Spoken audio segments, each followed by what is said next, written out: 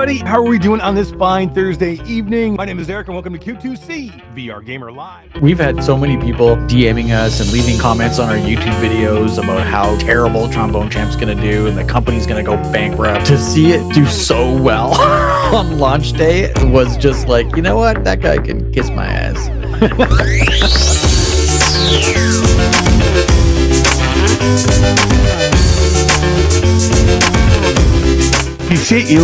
You lose 85 pounds, you shave your beard, you put some glasses on, people are like, oh, it's not even, they don't even look like you anymore. Yeah, what the fuck? Get fat and grow a beard, damn it.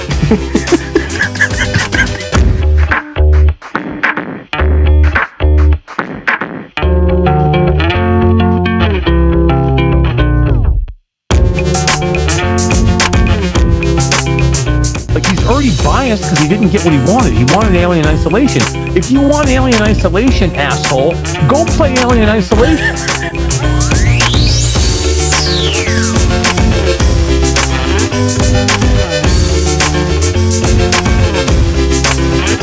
I very firmly believe that there's many games out there that are epically great flat games that are absolutely better in VR. Not every game.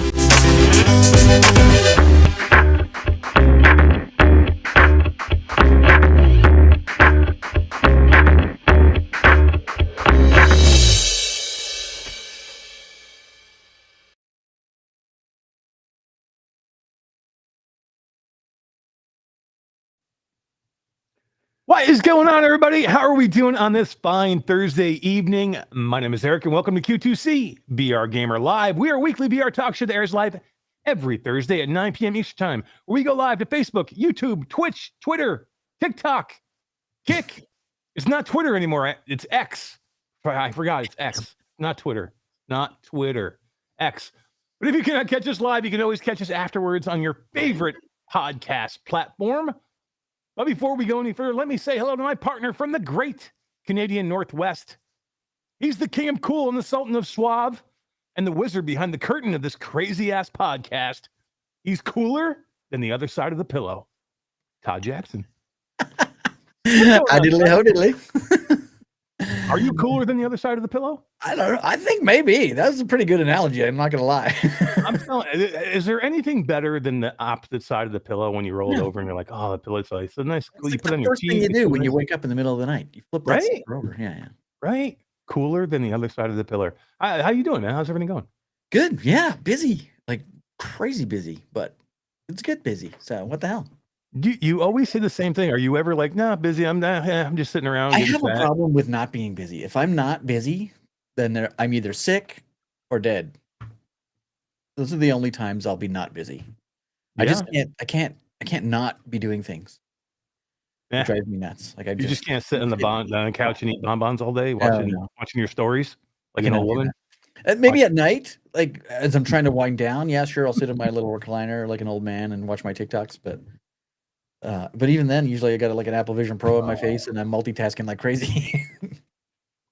I hear that, man. I hear that. Right. But, hey, welcome back. It's been a minute since we've been on this crazy ass podcast, and it's fun, man. I love doing this show. It's fun coming back and like jumping in and doing it. It feels natural, feels normal, kind of, maybe.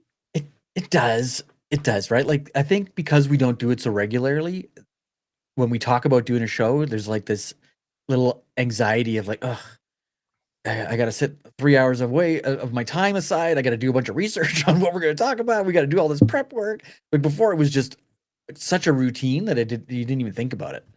But then as soon as we sit down to do it, it's like we've been doing it every day. Like I just love it. Yeah, Like an old friend. It's like it's an old pair of shoes, right? It feels good. You slip them on, you're good to go. Yeah. You know who else is like an old pair of shoes? Come on, it's the best segue ever. Best segue ever. Like, how could I give you a better compliment? Eric likes feet. Do not send me any feet pics, anybody. Like, don't. No. Boo. Let me throw up right here. An old pair of shoes. That is like the worst segue I've ever heard in my life. I was trying to figure out how I could do a really cool segue for you to come in. I'm like, wow, that's a perfect opening for Jasmine. Guys, how you doing? Pretty good. I'm like, oh my gosh, I'm flying out to Reboot tomorrow. I gotta go pack. I know, tonight. and that's awesome. But like you decided to like spend some time with the with Q2C and the great chat that we have here hanging out. Yeah, I mean, when you told me you guys were gonna go do your podcast, and I was like, tonight? Oh shoot, I haven't been on a podcast in a hot minute. Can I infiltrate this podcast? And Todd was like, no.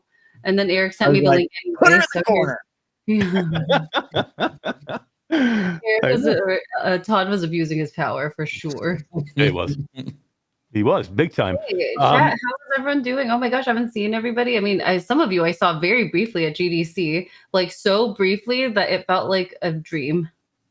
It was so brief. Like me and Jasmine didn't even make it to the convention center. Like I never even saw it. Like I didn't even see the Moscow Center at all. I don't even know what it looks like. Me neither. It was fine though. We stayed up on the hill. It was fine. Jordan Grey Wolf is here. What is up, Jordy? How are you doing? Todd? I'm looking for it. It's You're been so a while.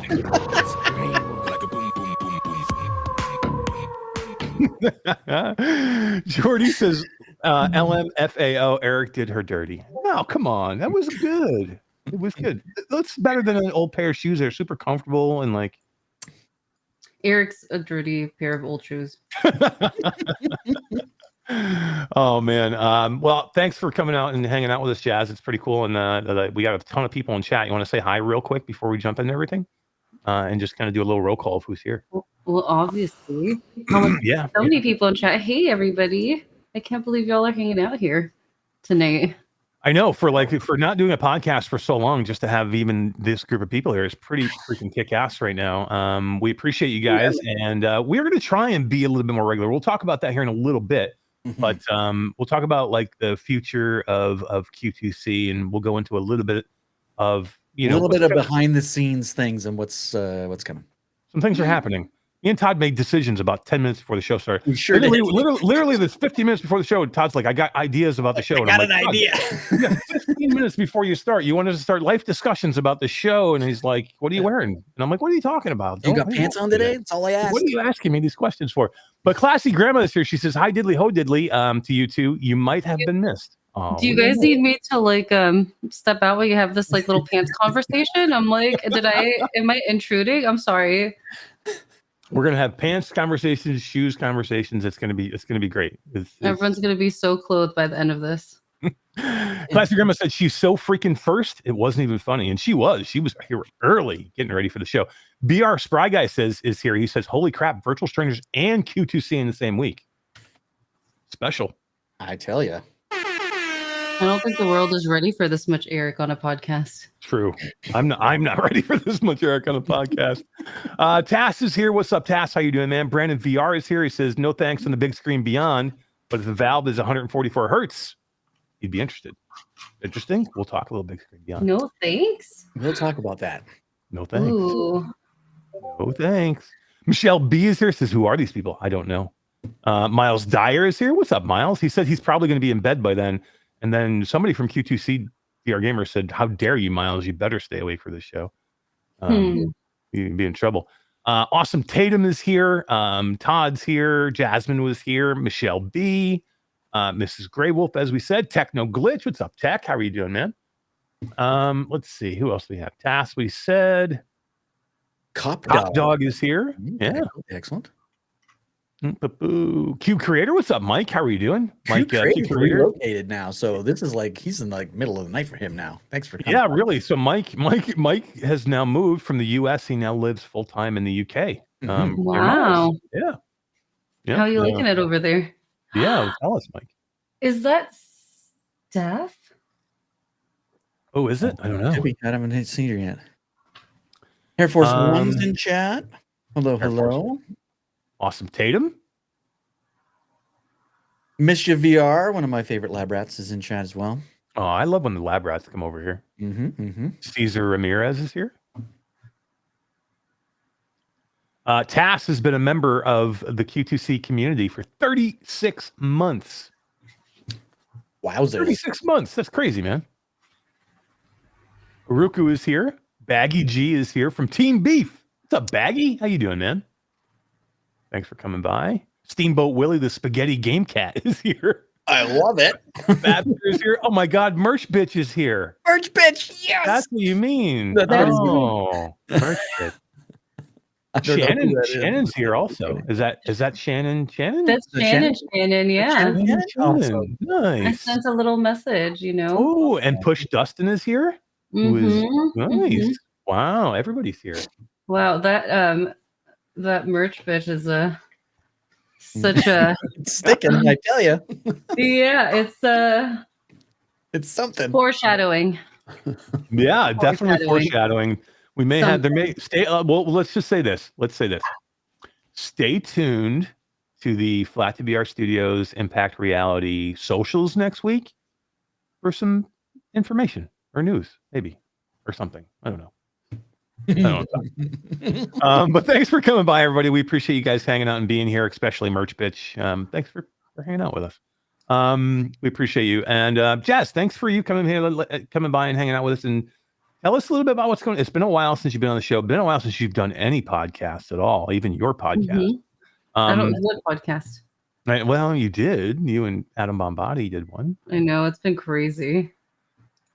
Yeah, it's hard. You're running a major VR company with me, so It makes a crap. difference. You know, priorities. those things happen. So yeah, tell us. Just give us a little update of, like, I don't know, what you've been doing for the last few months, or what do you got going planned. On? That's even better. Oh my gosh, I feel like you guys should start first. You also haven't been here in a while. I should be interviewing you. Hey guys, welcome to your own podcast. It's been a while. And what have you been up to for the past couple of however long it's been since your last episode? Miles says it's been a while. It has been a while. He's singing to us. Yeah. I mean, so I don't know. We started the new year with CES. It was great, good show. And then Jazz, you and I ran right into Dice, which is Did back you ever in Vegas. tell everybody about how we got haunted in Savannah? I did not. That's a great. You should definitely tell that story, because that was terrifying. That was the worst thing ever. So we were in Savannah at the beginning of the year. This is how we kicked off the year. We were in Savannah for like a leadership training, and it was me, Eric, and Natasha were all sharing like an Airbnb. Skiba was there for a couple of days. He was there for a couple of days, but he bounced real fast. He was like, F this place. Yeah. And like we could not sleep there whatsoever. It was just like constant nightmares. It was definitely a very, very haunted place. And then come to find out, we had no idea, right? Like we were just staying here. Come to find out, like 1 block away in one direction is like where a lot of soldiers, like over 10,000 soldiers from the American Revolution, were buried. And then the other direction, like within 1 block, was like where the siege of Savannah happened, which was like the bloodiest hour in some war. Yeah, so we were like smack dab in the middle of like tons of like war stuff, and it was so scary. I did not sleep for like 3 days straight. Yeah, that was before I went to the CES. And so then we went to CES, and I stayed on the couch. So it was Eric and Todd had a little like apartment. And they let me like stay on the couch. I had like a pull-out bed. And they went out with their wives, and when they came back, they were like all drunk, so loud, but they were trying to be, oh my gosh, they were trying to be quiet. They were so loud. They were like, shh, Jasmine's gonna wake up. She's sleeping. And I'm like, you guys are not fooling anybody. And they came in, they were like, did she build a fort in the living room? And I did. She built a fort out of all the couch cushions and pillows in the living room. I haven't seen anything like this since my daughter and me built like a sleeping fort in our living room. Like, you literally built a little fort. It was great. I had so much privacy. It was hilarious. They were like, is she even in there? Yeah, right. Oh my God. It's a fort that only Jasmine would fit in. That was just crazy times, because literally we were in Savannah, Georgia, which is like one of the most haunted cities in all of America. Like, and literally, and the place we were staying at had been there for like since the 1800s. And again, is in the middle of all these like graveyards and cemeteries and churches, and like big battles happen there. And it was just a freaky feeling in this place. I don't care if you believe in that kind of thing or not. You were not getting away from the vibe that this place gave off. But yeah, then we boogied right from there, right to CES. Before you got into CES, this is like an Airbnb, right? Yeah, Mhm. Airbnb. was But it was beautiful. It was Part of, very like, nice. was this part of like the ad? Come stay with my Yeah, it dead was. aunt or something Yeah. like Oh that? my God! I You think mean- Jasmine would have stayed there if it was like come I to don't stay at know. someone's Like, it house? seems like the perfect, themed Airbnb, like the haunted Airbnb. I mean, they should have. Maybe I don't. Maybe So it was. actually, that there's a house built on where the siege of Savannah happened, and it is the most haunted. Like I think it's one of the top most haunted houses in the whole world. And it was less than a block away from us. Yeah, and like I mean, okay, look, I don't Who did know the like research if on they this were. place? Nobody did. It was beautiful. It was a Beautifully gorgeous haunted. B&B. It was beautiful. Yeah. Yeah, but I think like even if you don't believe in ghosts, like you could, just like that much like catastrophic events happening, the Feel it. energy there was definitely like soaking it out of you. Yeah. So yeah, then we ran right to CES from there. And like in the middle of all that, like the California fires were happening. So like Right. you were and you have a ton of people that were affected by that. You had family there. Your mom's house was close to there. So like you were going through a lot of stuff happening there, and like you ended up like kind of having to get out of there early just so you could kind of like go get some peace of mind. And Mhm. then we rolled right into Dice right after that, which is another big That was crazy. big game conference. Yeah, right after it was back to back in Vegas, and like it was cool. And then Showcase, Jazz, and you had your Showcase debut of Oh my being gosh, on screen. if you only knew how many times I recorded that. Actually, I'll tell you what happened. I like, figure out what I was going to say for it. And I paced my house back and forth, reciting this over and over to myself because I didn't want to, I wanted to be able to like speak like clearly during this. And then I filmed it probably like 80 times. I'm glad it came out well, but it was a lot of effort. And It was great. I So was very nervous. Steamboat Willie, the Spaghetti Game Cat, said Brian spoke fondly of Jasmine, but I only remember her from her recent VR showcase. Well, Well, hey, there you go. Steamboat Willie. It's a great name. A new fan. Yeah, right. I love Yeah, it. and Virtual Steve is stopped in and says hi all. What's up, Steve? How are you doing? Yeah. So yeah, it was. So yeah, we rolled everything like right into the showcase. Jazz, great showcase. Lots of cool stuff going on for us with Flat to BR Studios, and you did a little State of the Union, and yeah, I'm super proud of that. Right? Yeah, I mean, Todd. I'm just reading Caesar's comment in chat. Caesar Ramirez, all these talk of supernatural reminds me of how I told Todd he looks like a young Jim Beaver Who's I'm Jim sorry. Beaver? Who's Jim Beaver? from Supernatural, the TV series. Oh, But Oh. that's Mark, our editor. oh, is that Mark Caesar Ramirez? Yeah. Nice. I love Mark. Mark does a great job. Great job. Thanks, Mark, for all you do for us. We appreciate you. And Mike Newton. We talked about Mike Newton earlier. Mike does all of our timestamps on everything too. So thank you, Mike, and hope you're having a good time over there in the UK. But yeah, I mean the showcase was cool, Jazz. So we announced Shadowgate VR that we're going to be publishing crazy Shadowgate showcase. VR. Yeah, which is great. Going to PlayStation. We announced Surviving Mars coming to Quest this Everywhere. yeah, which is going to be a lot of fun. And then we announced Out of Sight VR, a second person cozy horror game. It's That was it's definitely like a thriller. Man, that storyline is so good. Like I'm never really interested in like any scary games. And like that storyline, that mystery is just so gripping. You're like, what the heck is happening here? So good. It is. That's one of my games that I'm looking forward to people playing the most, and it's like the one we kind of like kept quiet, like really good. But yeah, I'm really looking forward for people to see exactly what that game's going to be like in VR. It's going to be crazy, and it's our first time doing a simultaneous launch with the launch of the actual game. So that's kind of special for us too. Then we announced what else do we have there? We did another RoboQuest trailer, so everybody could see the update with RoboQuest, and that we have co-op coming for RoboQuest, which is great. Mhm. What do you say, Shadowgate? Yep, said Shadowgate, said Shadowgate. Surviving Mars, said Shadowgate Out of PlayStation. Sight, and then we announced Postal 2. Heck yeah.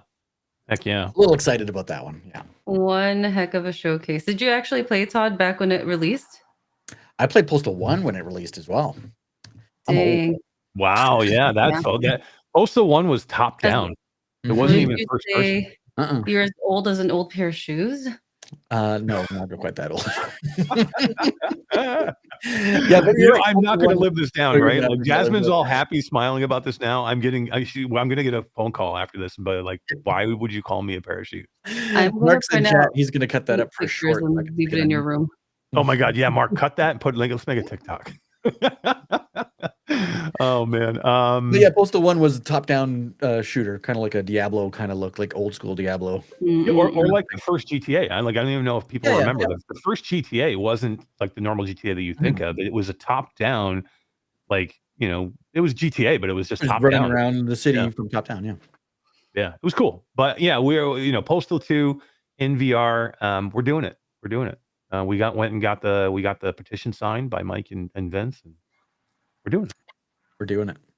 Can't wait. You know what I think is crazy? There's like 30 something people on the YouTube chat and only 5 likes on this video. Oh my God, how dare you?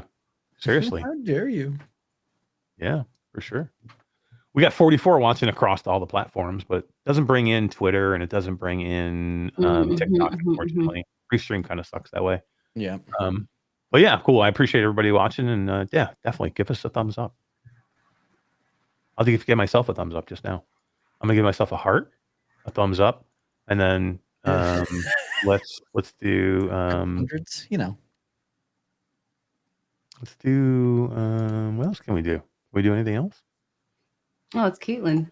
Hey, Caitlin. Oh, Caitlin here too? Yeah. I told you I sent some messages. Oh, did you send it out to Flat VR too? Yeah. Cool. So Jasmine, showcase was great. We had a lot of fun, and then we rolled right into GDC. And how many meetings? How many meetings did we have in like 5 days? It was over 50 meetings. We were like definitely losing our voice. Man, GDC was so intense, and we never even made it on the show floor. But it was great. I mean, I can't tell you why it was great, but it was great, and you'll find out soon enough. It was great. It was great. We yeah, soon enough. 51 meetings, 5 days, incredibly crazy, and yeah, we just Q2C VR Gamer just gifted 5 memberships. Todd, memberships. Sweet, you gifted one to me too. You got your own membership. How dare you? Yes. D1360 VR is lurking and said that Salvador was lurking, and Beard of Power. Oh man, that's a great name, Beard of Power. Beard of Power, yeah, 666. I like it. You could claim a couple of. You could be Hair Force One because you have that awesome mane of hair that you have. I do. It's just messy, so I put a hat on. And you could definitely be Beard of Power for sure. Yeah, I trimmed my beard's a little bit more manageable, so it does look good. It doesn't end there. Next week we're gonna be at Reboot, Developer Blue. Yeah, that's pretty cool. And so you're I'm on a panel. I'm doing a panel about about how to launch your how to be successful with your XR game launch. You're doing a talk and a panel. What's your talk and panel on? Oh my gosh, don't remind me. I thought I was on here to not stress about this. I'm doing a talk about the creator first approach to developing and launching your VR game. And that's just about, being a content creator. I started off as a content creator right back in 2020, streaming Beat Saber on Twitch. Crazy how 5 years, that was half a decade ago. Right? Oh my God, how did the time fly? Anyway, yeah, just having that perspective and then going into game development and what that means. I don't even know if everybody knows here how good of a Beat Saber player you were and how dedicated you were with it. Where were you? You were ranked in the world, right? I mean, yeah, it was top 3% was my highest ranking worldwide. Yeah. And I was gonna get back to stuff, right? You trained and took lessons. I did. Yeah. I don't know if anyone here knows. Oh my gosh. If you ever got into the whole world of competitive Beat Saber, there was coaches that you could have, maps that you special maps that people made just so you can train and practice your accuracy. There was a whole thing, there was exercises people were sending out so that you could do really well, stamina things, so many things. And it was I remember I would play for 4-ish hours in one session. I would burn over 2,000 calories, and I would be in so much pain by the end of the night that I couldn't even sleep because it hurt my body. was That's crazy. so Wow. funny. I love Yeah. it though, man. I love that you did that, and like, and again, that look at where you've come from doing that to becoming a full-time creator to starting in working for some companies in the VR landscape to now being the CEO of a major PR and marketing firm for VR, but then also a development studio.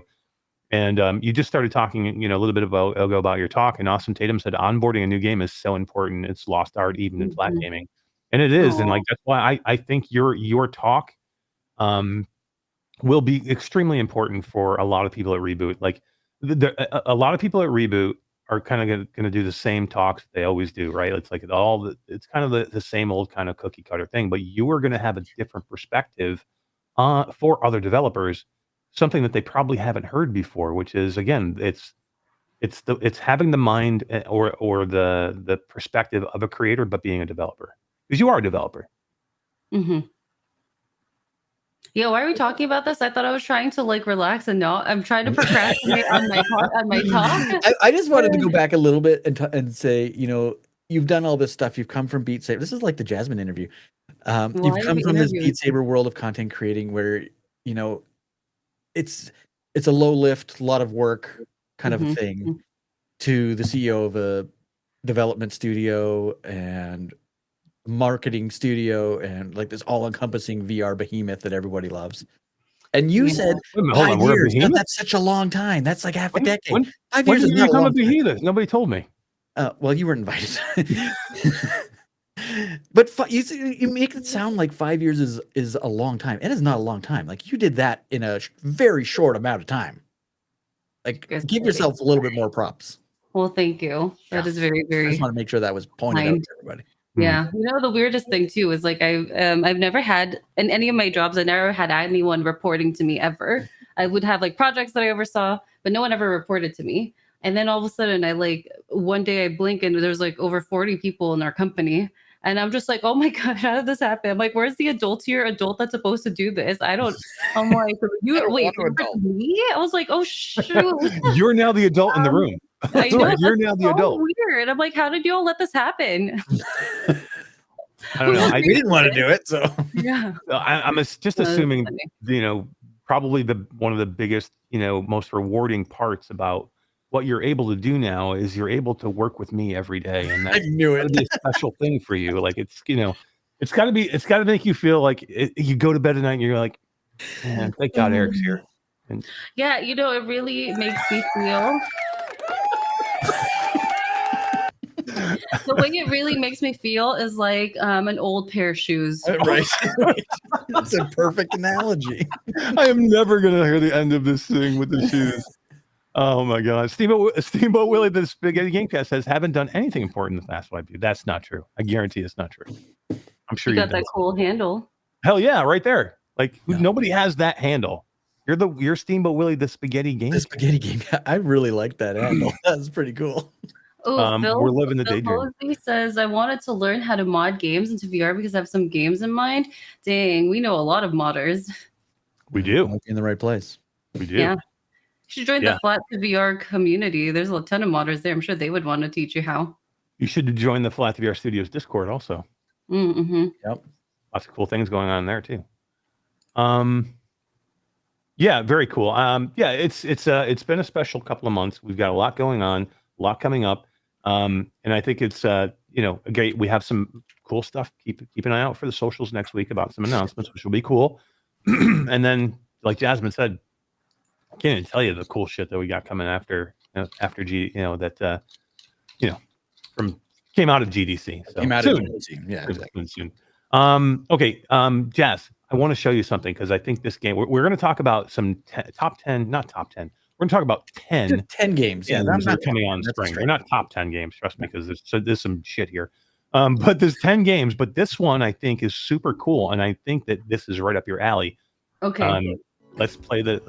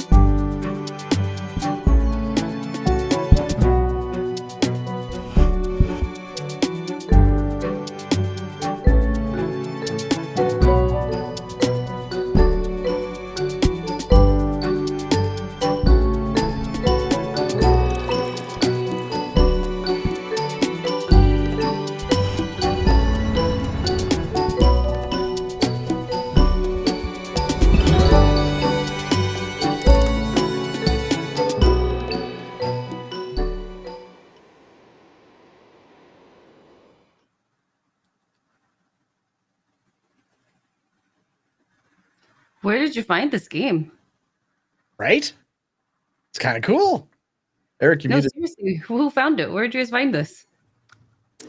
I found it. Yeah, I just found it. It's just coming out this spring, May 2nd. I had not heard of it coming in early access, but it's almost like a factory builder. It reminded me of Jankwork Orange or whatever that game was called. Jankwork. You mean the Last Clockwinder? That's the one. It reminded me of That's that. one of my favorite games. What do you mean, Jankwork? So much.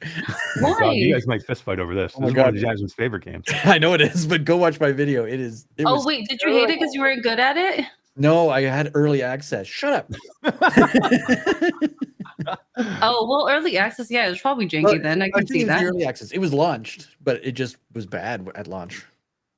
It wasn't bad when I played it. I think you were just bad what at I've it. told, what I've probably. been told, and I was told right away that it had been patched like right away. But it wasn't. I You think gotta give it Jasmine's another saying chance. just You get should good, watch Todd. my stream. Maybe I should go back and try it again, but it was so bad. Jasmine, But it you should reminds me start. of that kind of factory thing where you make the robot do a thing and then he just repeats the thing and then you go off and do your own stuff. Yeah, exactly. It's cool looking. I cool. like the idea that you can build like your own kind of factory and you can put it anywhere in your house. Looks pretty cool. The mixed reality looked good. Yeah. It's interesting. So okay, hang on. I really need to check this. So like that logo, it says Loop 1, but Loop it has done. It has like has an infinity logo, right? right, and I'm trying to see if this is connected to an Arduino board. Yeah, like an Arduino board. It's like a not a breadboard. It's like I can't remember what it's called now. But it does this. It allows you to like connect like I don't know, lets you make robots, I guess. This is what it lets you do. Okay. I used to mess with them all the time, but that logo for the loop looks like it, and this looks like maybe it's related. I'm not sure. So it looks really interesting to me. I do like factories. I do love automation. I do love like efficiency and all that stuff. The only thing I'm confused by is like, what's the point of the game? They didn't tell me what the point is. Is there scores? Like, do I win? What do I win? I want to win. I don't know. I don't know if there's a winning. I know. I want competitive. Yeah. I would just like, I mean, like, or like, is it, for example, like when you watch the Walltown Wonder trailer, like it's very like delightful, and this is really cool. I do I think there's a lot here. I'm trying to figure out what the point is. So right there, you can see that looks like money, right? That looks like the British pounds. So Yeah. Maybe each of these little machines makes you money, and the object is to make the most money. Well, I'm sure it's like any city builder, right? Like, so you have an economy here, and you get money, and it allows you to unlock new technology, to open up new plants, to do new things. This was only 45, and your universe, yeah. There's like water. Is it water there? It looks like that looks like water there. Yeah. Very cool. I'm gonna do that in my laundry room. Like he's doing. Who doesn't want to do that? It does look very cool. I wish the trailer like gave a little bit more explanation, but it's interesting. It's unique. I like it. If they need trailer help, they should contact Impact Reality. Oh my God, too funny. But yeah, I mean, I thought it was cool. I like, as soon as we were looking at this trailer earlier, I'm like, oh, this looks like it would be right up Jasmine's alley. A factory kind of builder game, which is cool. I'm glad we found a game that you didn't know was coming. Yeah. Yeah. Todd, you know what game just came for me? I'm not answering that question. Okay, do you want to know what game just got delivered for me? You're a sick old man. You're a sick old man. You know what game just got delivered for me? My arcade cabinet. Oh yeah, I don't have that. Let me. I got Is there a photo? I never even saw this thing. Oh my God, I have a little video. Yeah, it's a video. All my graphics on it and everything. Like, I designed this whole cabinet because I wanted. I'm a big fan of Marvel, and I'm even a bigger fan of Captain America. Yeah, I designed all the graphics with the guys. I used a lot of the graphics from the movies because I'm a big Marvel movie fan. So I like, and I'm a big Captain America fan. So it's a lot of Captain America theme, but it's all Marvel, like the Avengers theme. What channel did you put it in? Yeah, that is in. It was just in Coffee Break, I believe. Do you have your Captain America notebook? I do, but I don't have it within grabbing distance. But I do. I have a Jasmine for my birthday got me a beautiful. So like, I'm a big notebook person, so like I take notes constantly, like all day long.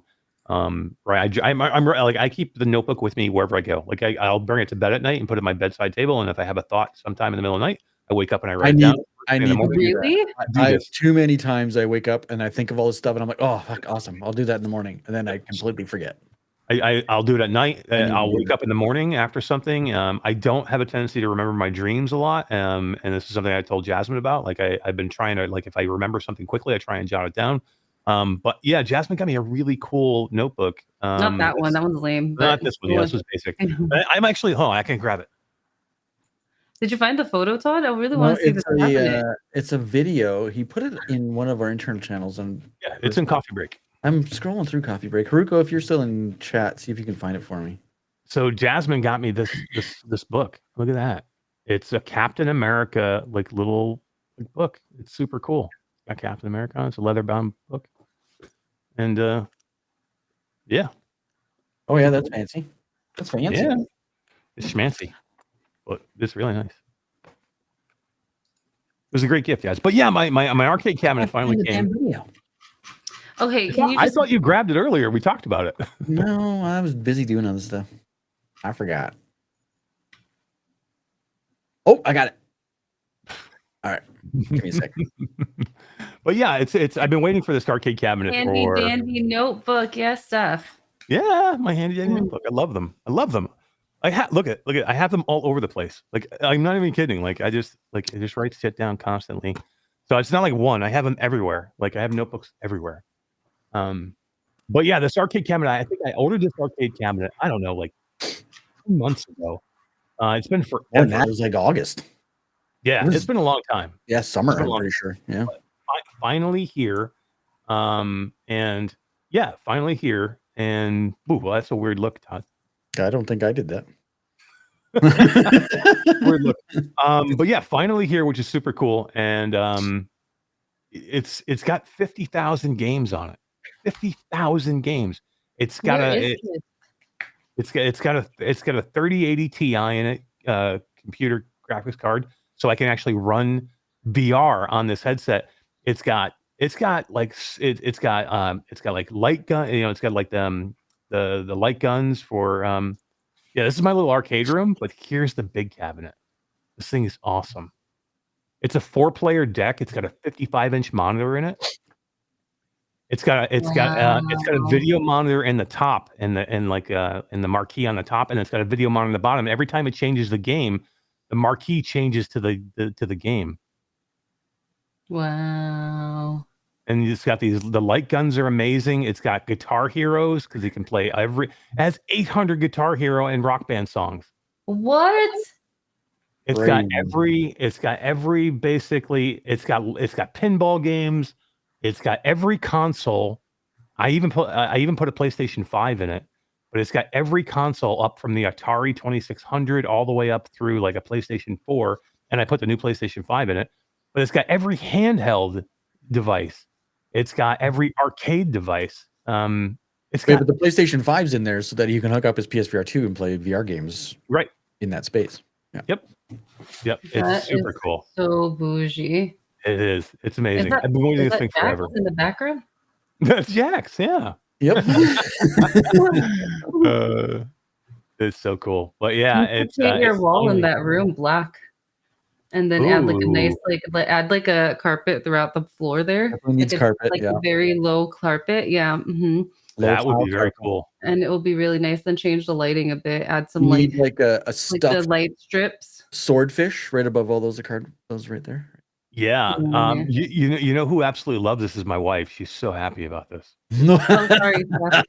Sorry. She's like, that's my dining room. I'm like, no, that's the arcade room. No, she's like, no, that's the dining room. I'm like, nobody uses a fucking dining room. Everyone wants an arcade room. Yeah, actually, does anyone in chat? Okay, I would like to know. Does anyone in chat actually use like their proper dining room and the proper dining table, like regularly, or where is everyone eating their meals? Right. What about you? You could eat them while playing on the arcade machines in the dining room. Right. Yeah. My kids sit at the island to eat. Me and my wife sit in the living room, which is pretty close to the island. And our dining room table is used when we have guests. That's it.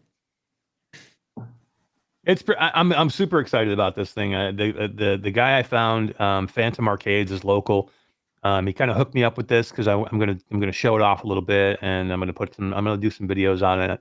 I might even do some streaming on it where I'm playing on the channel a little bit to do some arcade gaming. So thank you to Dennis out there from Phantom Arcades, and you did a great job. It's a great cabinet. I'm super happy. Me and my wife sat there and played 2-player Guitar Hero for an hour and a half the other night. And Oh, that's so That's, sweet. that's the footage we need right there. Yeah. yeah, hell yeah.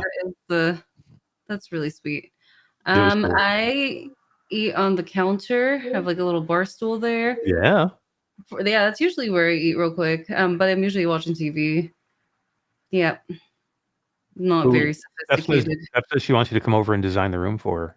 Oh my gosh, I would love to, Steph. Send me photos. I'll do it. I know you did such a good job with your bedroom designing it Thank through you. through ChatGPT. I did. Yeah, I have so many plants in my house now. How many plants do you have in your house? I know. Wait, I know. Play a guessing game. And Todd right, can't chat. answer because he won. All right, here we go. We'll do this for chat right now. A free Q2C T-shirt for the person who gets the closest guess to how many plants Jasmine has in her house. And not anyone that already knows the answer. Yeah, Hiroko, anybody who already knows the answer that works for Impact or Flat VR, you cannot guess. You can't guess. Yeah. You cannot guess. But everybody else, whoever gets the closest to how many plants Jasmine has in her house, wins a Q2C T-shirt. And Jazz, there's 2 plants right behind you that I see. So there better be more than 2 if they're guessing. No, there's only one. Just this one. Oh, is there? Oh, I thought there was 2 there. Oh, just the one. Okay. Well, there better be at least one. This is a disco mushroom. Whoa, we got a couple guesses coming in. Techno Glitch with 53. Oh my god. We got 3. She'd be living in a forest. Right. We got D1360VR for 58. Wow. Caesar Ramirez with 12. Meppers at 23. Air Force One guesses 43. Awesome Tatum says 99.325. Ooh, let's make this interesting. And whoever can also guess the closest to the number of plants Todd has. Yes, definitely. Yeah, that person gets, I don't know, something. I'll give that person a T-shirt too if you can guess how many plants I have in my house. Oh my god, We have to guess Todd's Steph, exactly. People are welcome to come to our house anytime. Really? Mickey Bird says 18 for Jasmine. Salvador says 32. Michelle B's at 45. Salvador says 15 for me. I'm guessing that's your guess for me. It's Craig with 1 million. I'll tell you mine. Our count is 0.0 in my house. We have 1 plastic shrub in the corner. It's not real, so I can't count it. Mickey Bird says Todd 0. Techno Glitch says 3. Caesar Ramirez said if it's over 50, you might as well call it a rainforest. Pretty much. Yeah, right. 1 maple tree. Too funny. All right, what else is on our topic tonight? Okay. People are guessing. We can go through some more of these trailers. We got a bunch of game trailers here that I want to watch. Well, let's. Well, Jasmine's here because she can't stay forever. And I don't want to go through every trailer while she's here, unless you would rather do the trailers. I was going to talk about game prices, which was one of our other topics, was VR game prices, and if we think they're getting too high or not. Which I thought was a good, which is something kind of good to talk about because we just had Wanderer drop, which dropped at, what was it? Did it drop at $59.99 or something? Just dropped at $59.99. Wasn't that Civ? Oh yeah, that's what it was. Civilization, Sid Meier's Civilization just dropped for $60. Yeah. So I guess my question I want to talk about here a little bit is, game prices, for VR games, and $60 for a traditional game is not. Hang on, people are asking for the count. I think everyone put their guesses in. I'm still looking. I'm still watching. Eric's got 1. GameCat's got 9. Well, for mine, I think everyone's guessed for me already, so we can just answer. Okay, so the closest person for yours. I know who it was. Closest person. It was Mepper. I think it is Mepper. Yep. Mepper, you are the winner. I have 25 plants in my house. 25 plants. God. Actually, I actually got the tour the other night of every plan. Yeah, the whole company Yeah. got a tour. Me around her house on her phone. I and she gave showed the me whole every team plan. a The tour. whole company got a tour at our stand-up. Yeah. Yeah. Yeah, I was like, do you guys don't have anything you need for during the stand-up call, do you? Okay, great. Time to do a tour of my house and all my plans. Oh my god. Yeah, Wes. We were on Virtual Strangers the other night, and Wes said Jasmine has got like 18 pot plants, and I'm like, I don't know if you call them pot plants or they're potted plants, but they're not pot plants. Oh man, too funny. So yeah, game prices. I just want to talk about this a little bit because traditional games, Mhm. $60 is not expensive. That's what you're paying. I mean, there is some. We just had the Nintendo Switch 2 announced. And that thing is going to be going for like $400, right, or something like that. But the games that they're going to launch for that thing are $70 and $80 for some of these games, and that's what we're paying on PlayStation now for some games. I mean, I remember when games were like $30 for console games, $20, $30, and then they went to 40, and it was $49.99. Then they sat a long time at like $49.99, $59.99, but now we're in the $70, $80 range. And And for everybody me, seems okay with it. it definitely took some time for traditional gaming. But what happened was we got to a point where traditional gaming was we were getting these huge 60, 70, 80-hour experiences. And people were like, okay, you know what? I don't mind paying $70 if I'm getting that much entertainment. And then that's kind of where it morphed to. And then what happens is you build like a level, and you build a level of tolerance for people. And then they expect it from every game. So then even in your action games were like 60, $70, and people still didn't care, even though they were shorter games, because that's what they assumed every game should be at that point. And you acclimate to the pricing. We're kind of in that point now for virtual reality where, the days of the $19.99, $14.99, $7.99 game are kind of over, but we're in a weird spot where we still don't have like traditional 20, 30, 40-hour games. We still have, most average VR game is still probably 4 to 8 hours, I would say, is an average VR game. And is $60 or $70 worth a 4 to 8 hour experience? What do you think, Todd? Well, I think it depends on the game. I think if you're looking at comparing games like Iron Man, let's go back a little ways. A big IP, very well known, could probably draw in a lot of money, but it is a closed loop game, right? Like you play it from beginning to end and you're done. But a game like Demeo is a game that has hundreds of hours worth of play, isn't a well-known IP in the world of gaming, which would be the $70 game and which should be the $20 game. In our experience, the Demeo game is the one that everyone expects to be $20. And Iron Man, they're okay with paying. Batman, for example, they're okay with paying $70 or $49.95 or something like that. American was what Batman rolled out at. And they're okay with that, even though it's over when you're done. I think that needs to change myself. I think games that provide you with an extended amount of playtime, I think it's okay to charge more because you're getting enjoyment, you're getting some entertainment out of that for a longer period of time. Walkabout Mini Golf's a good one. Golf Plus, all those, any multiplayer sports game, matter of fact, like they're all open loop games. They never end. But when you get into these games like structured closed loop games, I don't know, it's tricky. Like people are expecting AAA, awesome graphics, super titles, all this development work, and they want to pay $10 for it. I don't understand that myself. Maybe because now that I kind of work in that field, I understand a little bit better as to what the development process is, how many people are involved, how many hours and hours and hours and hours are involved in making these things. You get a little bit of more respect for the price, I think, especially when the game comes out jank free. Another thing that I'm kind of upset with that seems to be becoming the norm is early access. Paying exorbitant amounts of money for games that are in early access, and then they stay in early access for half a decade. It's like, how early is early access, and why am I paying to beta test your game? If it's not ready, don't release it. If it is ready, if it's ready enough that you're going to charge me $50 or $20, even $30, then just call it a game and call the rest of the shit that you're going to add to it an update or a DLC or a patch or new features or new functions. Why call it early access? Just it's done. We're going to add more. What's wrong with that? I don't disagree. I definitely have some thoughts. Jazz, you have some thoughts? Yeah, I do actually. So we're we're evaluating the value of games per amount of hours of enjoyment that it brings you. But I think it's a little bit more complicated than that.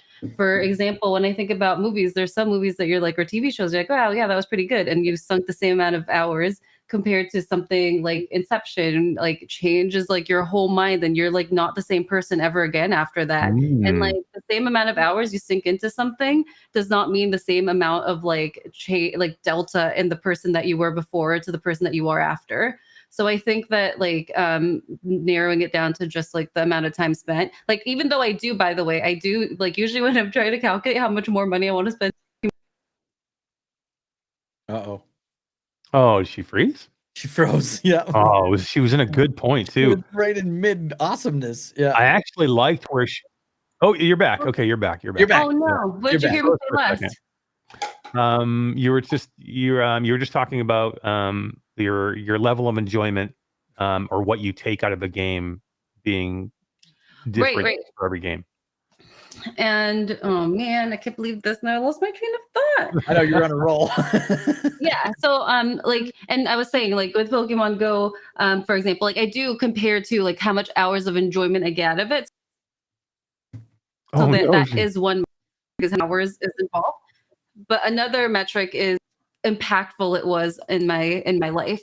And then I get what you're saying, Todd, about like how the more hours you sink into something, especially because of the replayability, like yeah, that should be valued more. But it's so hard for someone to know when they're about to play it for the first time if they're gonna get hooked and play it for forever. Like, you know, like when you first play, like, you know, even Demio, like you might just want to play the campaign once and then like not play it again. But I do agree with you with the hook of with Walkabout Mini Golf and how like as you get there and you're like, oh my gosh. And I really wish that like Demio, instead of like increasing the overall price of the game, I really wish that they just like honestly like had the DLCs of the additional maps. Like every single person I know that plays Demio would pay to have a new map. Like we all would. Like we're all obsessed and in love with it and we would totally pay. But like so it's like yeah, and I think that's also the model that you're seeing with free to play. Like you get people in, and then the more enjoyment they get out of it, the more they like have the opportunities to support you. The only problem with free to play is that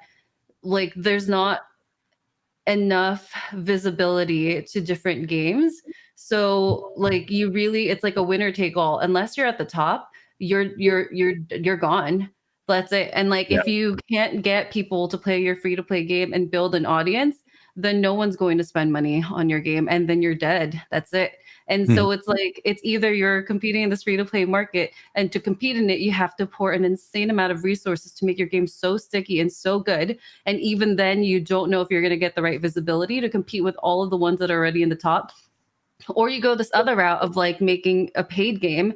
And the problem with like keeping the prices low, which is what we've had traditionally in the VR space, is like it's not enough. There's not enough like volume of people buying VR games that's sustainable for any of the the VR companies. So for me, knowing this industry, like if you're going to be able to continue to make games in this industry, especially in one where it's like it is a very like winner takes all industry at the moment, and everything else kind of gets like forgotten and lost. And I think maybe once discoverability is better in the store or whatever, like then maybe that will be a little bit different. But for now, I do think that like increasing prices or giving more opportunities for players to be able to show support to the games that they love is going to be critical for a lot of studios now.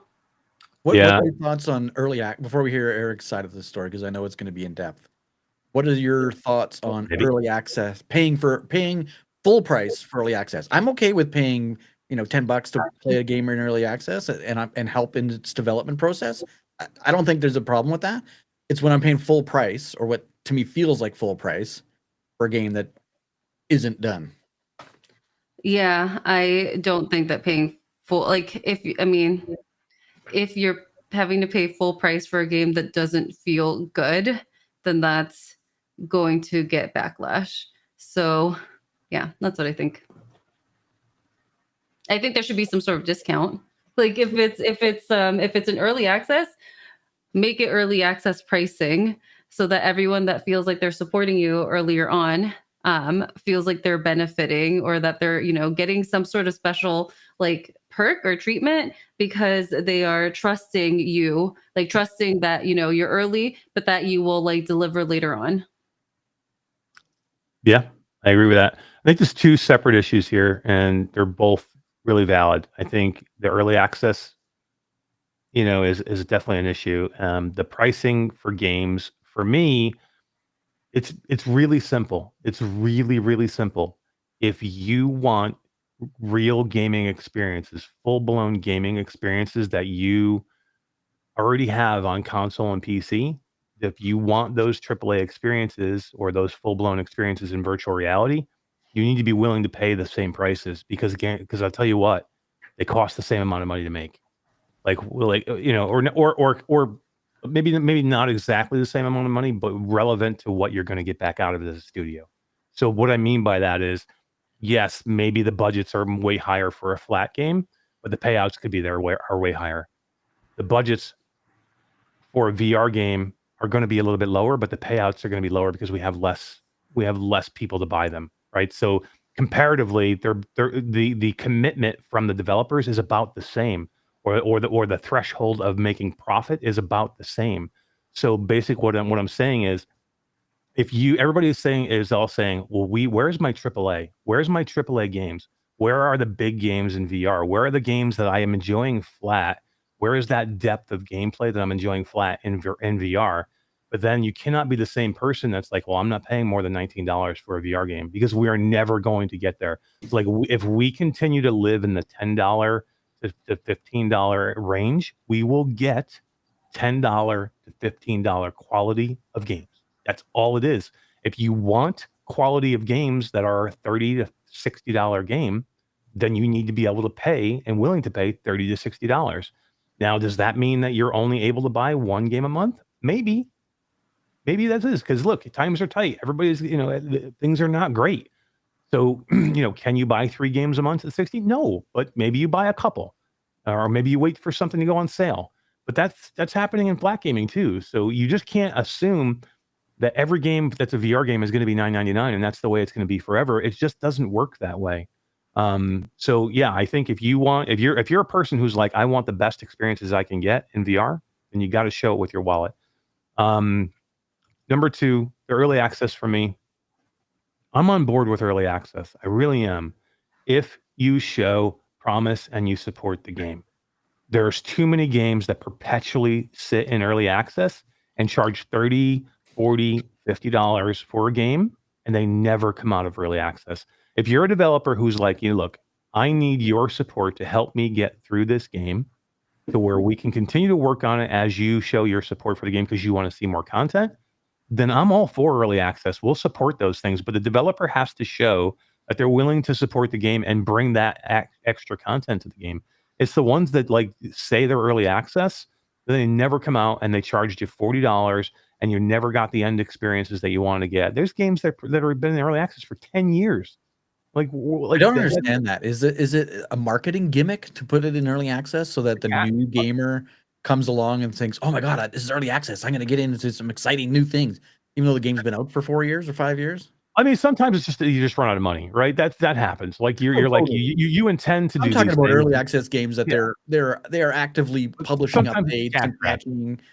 There's got to be a time where you just come out of early access. There should be a limit.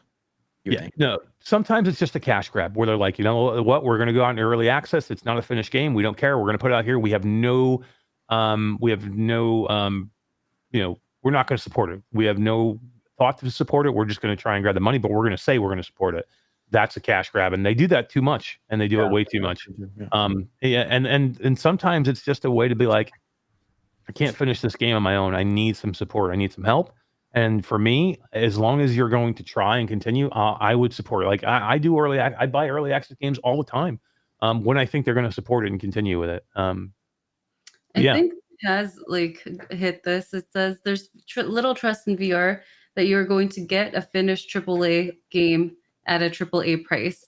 And I think that's it. Like, I think people are willing to pay if they know that the experience is going to be really good, but it's hard to know. And I think, I think like trust is going to be very important in being able to deliver. I think like Civilization charging such a premium amount, and I think they're able to do that leveraging off of the brand name. And I mean, I haven't actually had time to play. Ugh, really want to play. I haven't either. I meant to Have you play guys heard today. anything? Is it good? It didn't launch great. I've heard a lot of mixed bag. No, It had a lot of jank issues. I heard they did patch it already, but I heard it launched. There's a lot of bad reviews on the store. I heard Quest 3 jank, but Quest 3S, it was smooth as butter. And they're trying to figure out why patch it right away. So I know they patched it today, so maybe they fixed it already. I'm not sure. That makes me so sad. Like, see, this is like why there's not enough trust, because the ones that are getting pushed out are not. Well, I mean, that's just like Hitman. Mark, like that crushes me. That ruins it for everybody. Like, that's why there's little trust. It's like, well, if I was a player and I was debating between like buying like a $60 game and I don't know if I'm going to get a $60 quality, or I should just play a free to play game that I know is not going to be super quality, but I'll have hours and hours of fun anyway. Wow. That risk is not worth it. Guys, we got to go through this. Sid Meier's Civilization is sitting at a 3.3 on the store. 3.3 rating. Here's the how many reviews though? How many? It's got 72 ratings. So it just launched, right? Just the other day. 72 ratings. Here's the first one. 1 star. I want to enjoy this so much. I want to pay $60 and I want to love this game. But this isn't it. It's frustrating to move around. The graphics that aren't good. The interface feels off. The yields look ugly. The other game assets are not good. Here's the next one. $60 not well spent. After restarting the headset and everything possible trying to make the game work, nothing seems to fix the horrible stutter. Here's another one. These are all in a row. It's not like there's another 4-star mix in here. These are all 1 stars right in a row. The first ones. Constant micro stutter. I can't even play the game due to constant frame drops. Another one right in a row. I haven't seen one review over a 1 star yet. Unplayable, horrible that it's been released in such a state.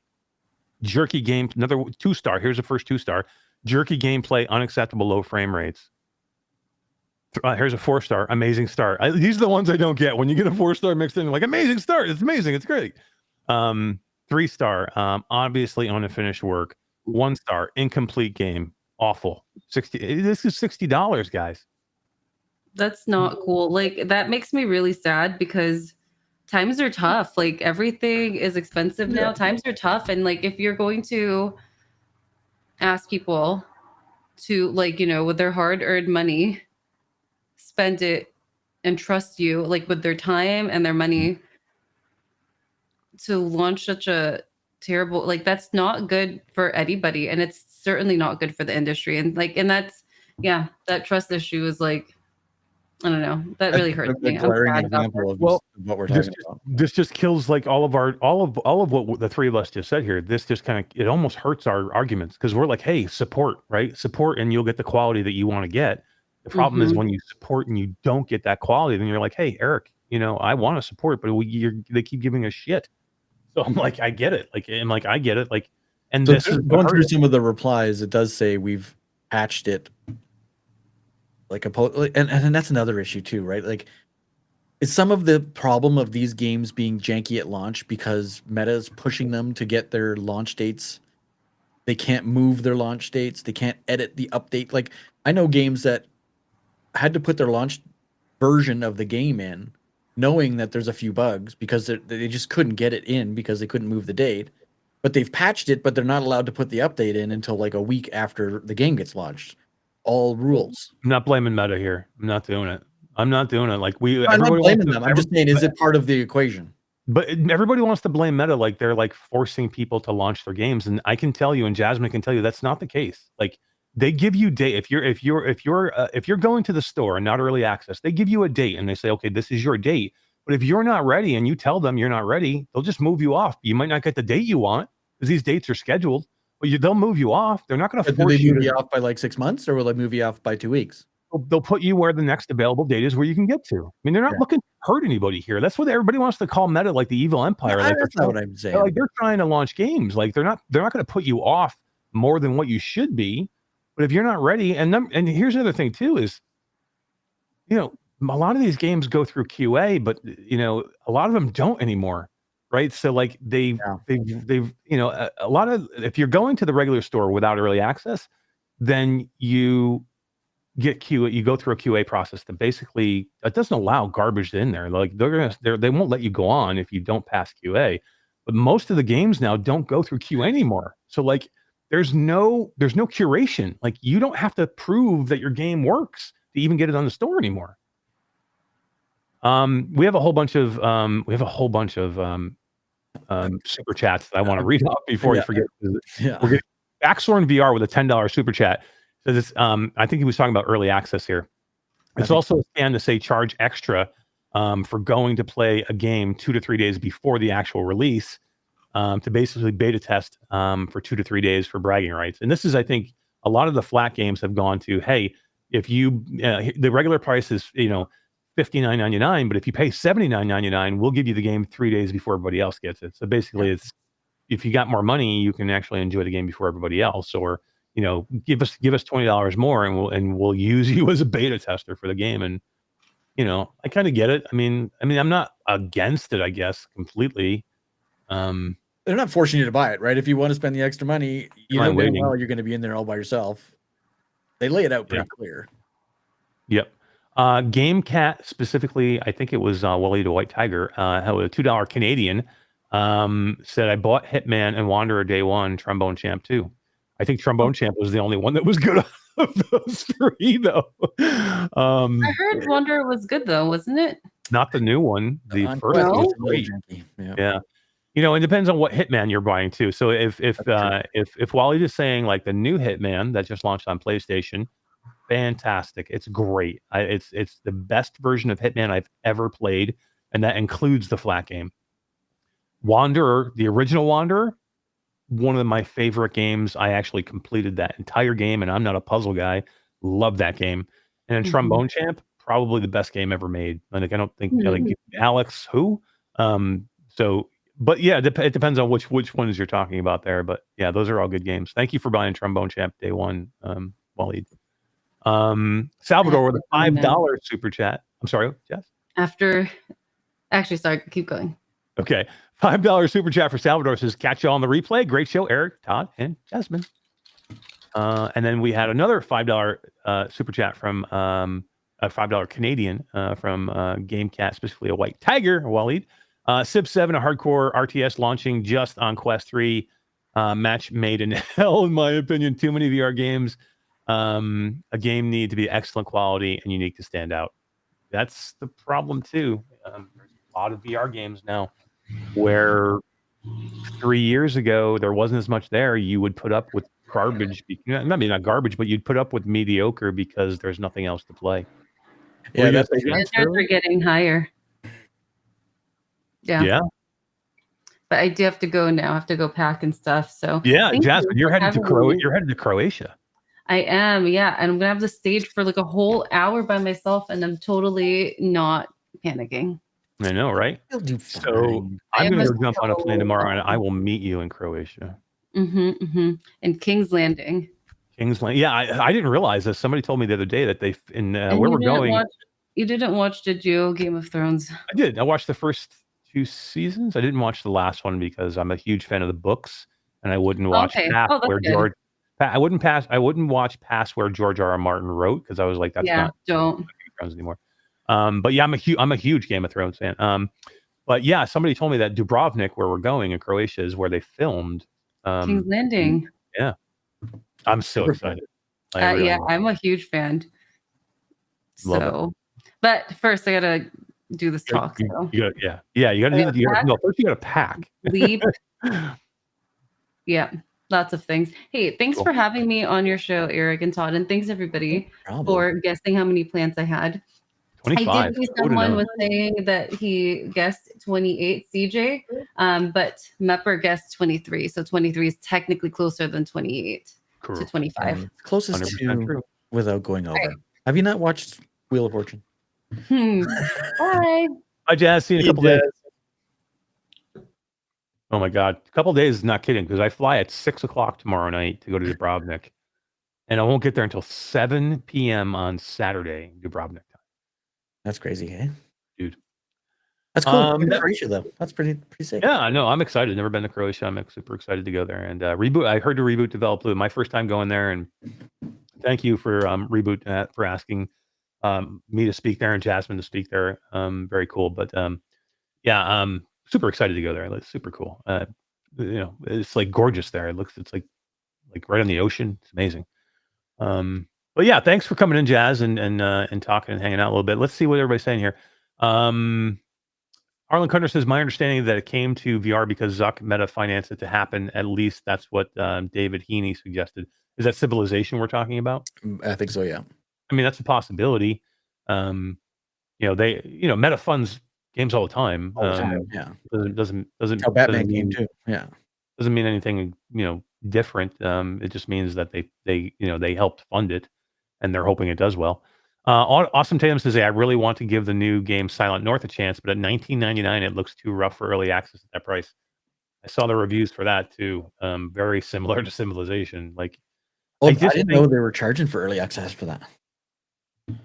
Yeah, we got a trailer for that. You want to look? Yeah, let's do it. Let's get into some of these springtime games now. I'm very curious to see what we got here. Let's take a look at Silent North. We're just talking about it.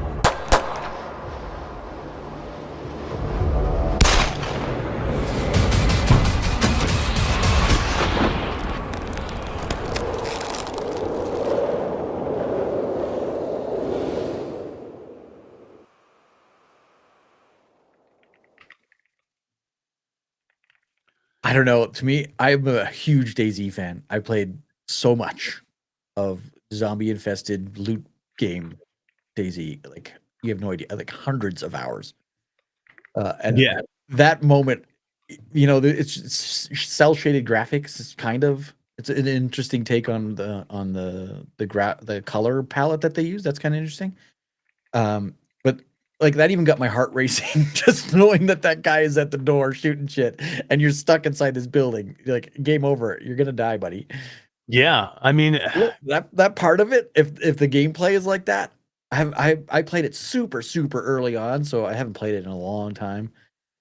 Yeah, I'm a fan also of DayZ, and Combat Waffle has done a good job bringing versions, their take on versions of popular flat games, just like Escape from Tarkov, which with Ghost of Tabor, and with Rust with Grim, and now DayZ with Silent North, and they're good at what they do and doing those things, and it looks really good. In the trailer, I know that it launched into early access, and again, early access is okay. Here's what people should understand is Combat Waffle Studios has supported Ghost of Tabor for 3 years now, right? And they've made it better. They have a track record of doing what they're supposed to do, which is okay to launch. And for me, you're launching at $19.99 into early access in this jank, you're okay. Especially if you have a track record of taking care of it, right? Because I have faith that Combat Waffle Studios will take care of the game. They took care of Ghost of Tabor. Ghost of Tabor was the jankiest fucking game I have ever played. And I played it so early that it was almost unplayable. Like, you couldn't even keep your loot. You couldn't barely grab a gun. But the gameplay was good enough. The gameplay loop was good enough and satisfying enough that kept you coming back for more. And number two, they were communicative. and they said, "Look, we're working on it. We're going to fix it." They didn't like hide. They didn't like go away. They were actively working on it. They were pushing Active patches. in the community, Right. adding So maps, adding patches that's like the way you do crazy. early access. That's how you do it. Yeah, I agree. Yeah. And I think this is at that stage of super early access. Yep. And it can only get better. Right. And I think if it wasn't Combat Waffle, paying $20 for that game in early access would be more difficult. But knowing that it goes back to that trust conversation we had at half an hour ago. I trust Combat Waffle will make this game better. So $20 to me is not a big deal. Yeah, for me, I'm the same. Like, I think for if it was $30, no, No. I'd be like, no, you can't give me a $30 game and then give me jank like that, like or like that people seem to be having. To be fair, I haven't played it. Like, I played an early version of this game and I thought it was amazing back then. Like we but played it so literally early, there was no houses. There was just grass. Yeah, I mean, I actually had houses in the version I played, but I mean, did there you? wasn't much. There wasn't much more than that. Yeah. There was some barns and some houses, and it looked kind of cool. And like it's a great premise. And again, we know that Combat Waffle knows how to support their games. So like, I have faith that they'll get this to where it's going to be. Does that mean that people shouldn't give it a 1 star? No, I mean, that's their choice, right? Like if they want to say, but like you should be going in knowing that you're not going to get a perfect game. That needs to be the expectation too. Like these guys that are review bombing games, that annoys the shit out of me. Because right, giving these games 1-star review, you bought into an early access game, and in the description tells you it's full of bugs and problems, and you're here to help. Why would you give that a 1-star review? That's weird. You're supporting the process at that point. Like again, I guess you can give whatever game you want, whatever you want.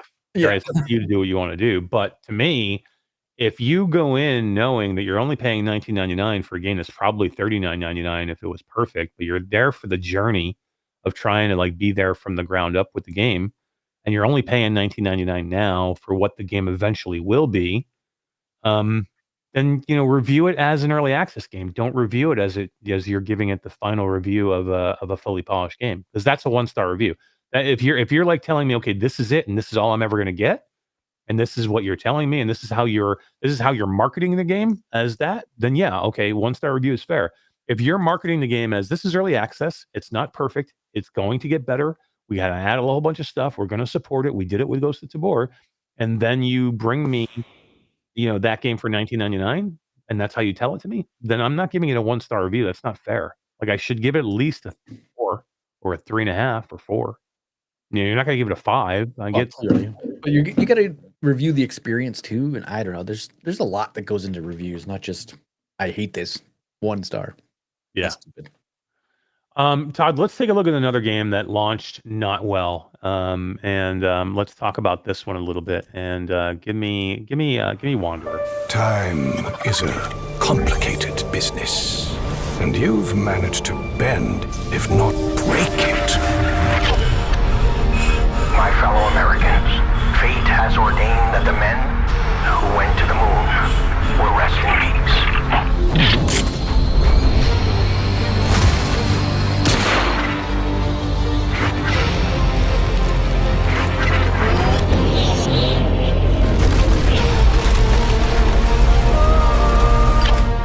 If you're hearing this, it means that you've changed the course of history. Sianya! Fires are being lit. Today, you tempted the gods. If you want to find the secrets of the universe, Fate begins to show its hand.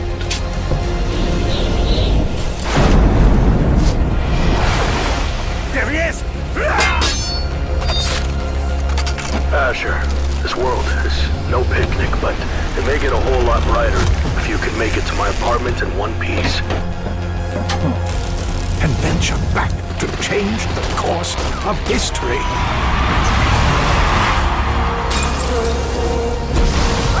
The lines between the past, present, and future are an illusion. Remember, it is far easier to start something than it is to finish it.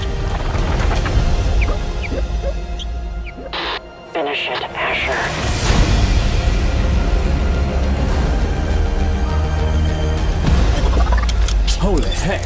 Well, I wasn't expecting that.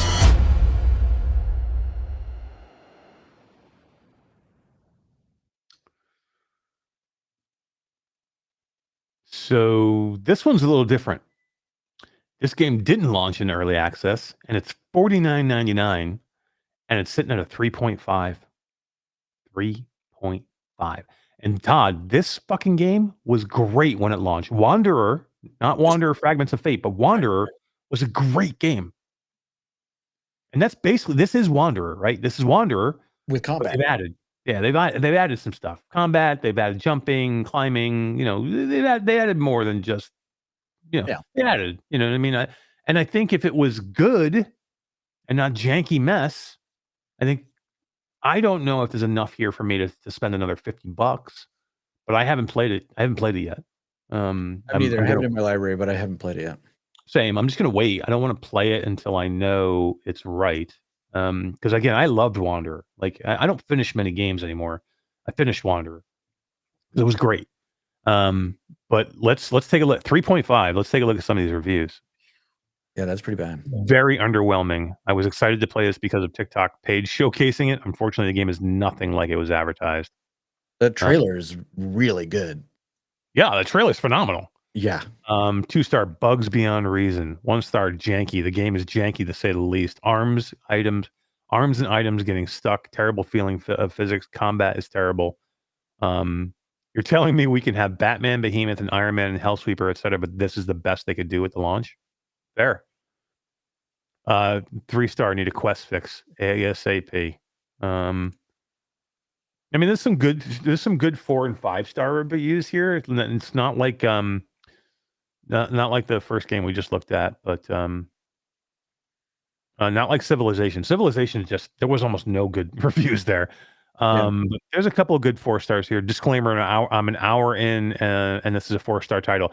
That's the problem, and this is what I heard from Brian Paul was for the PlayStation version, which is pretty much the same.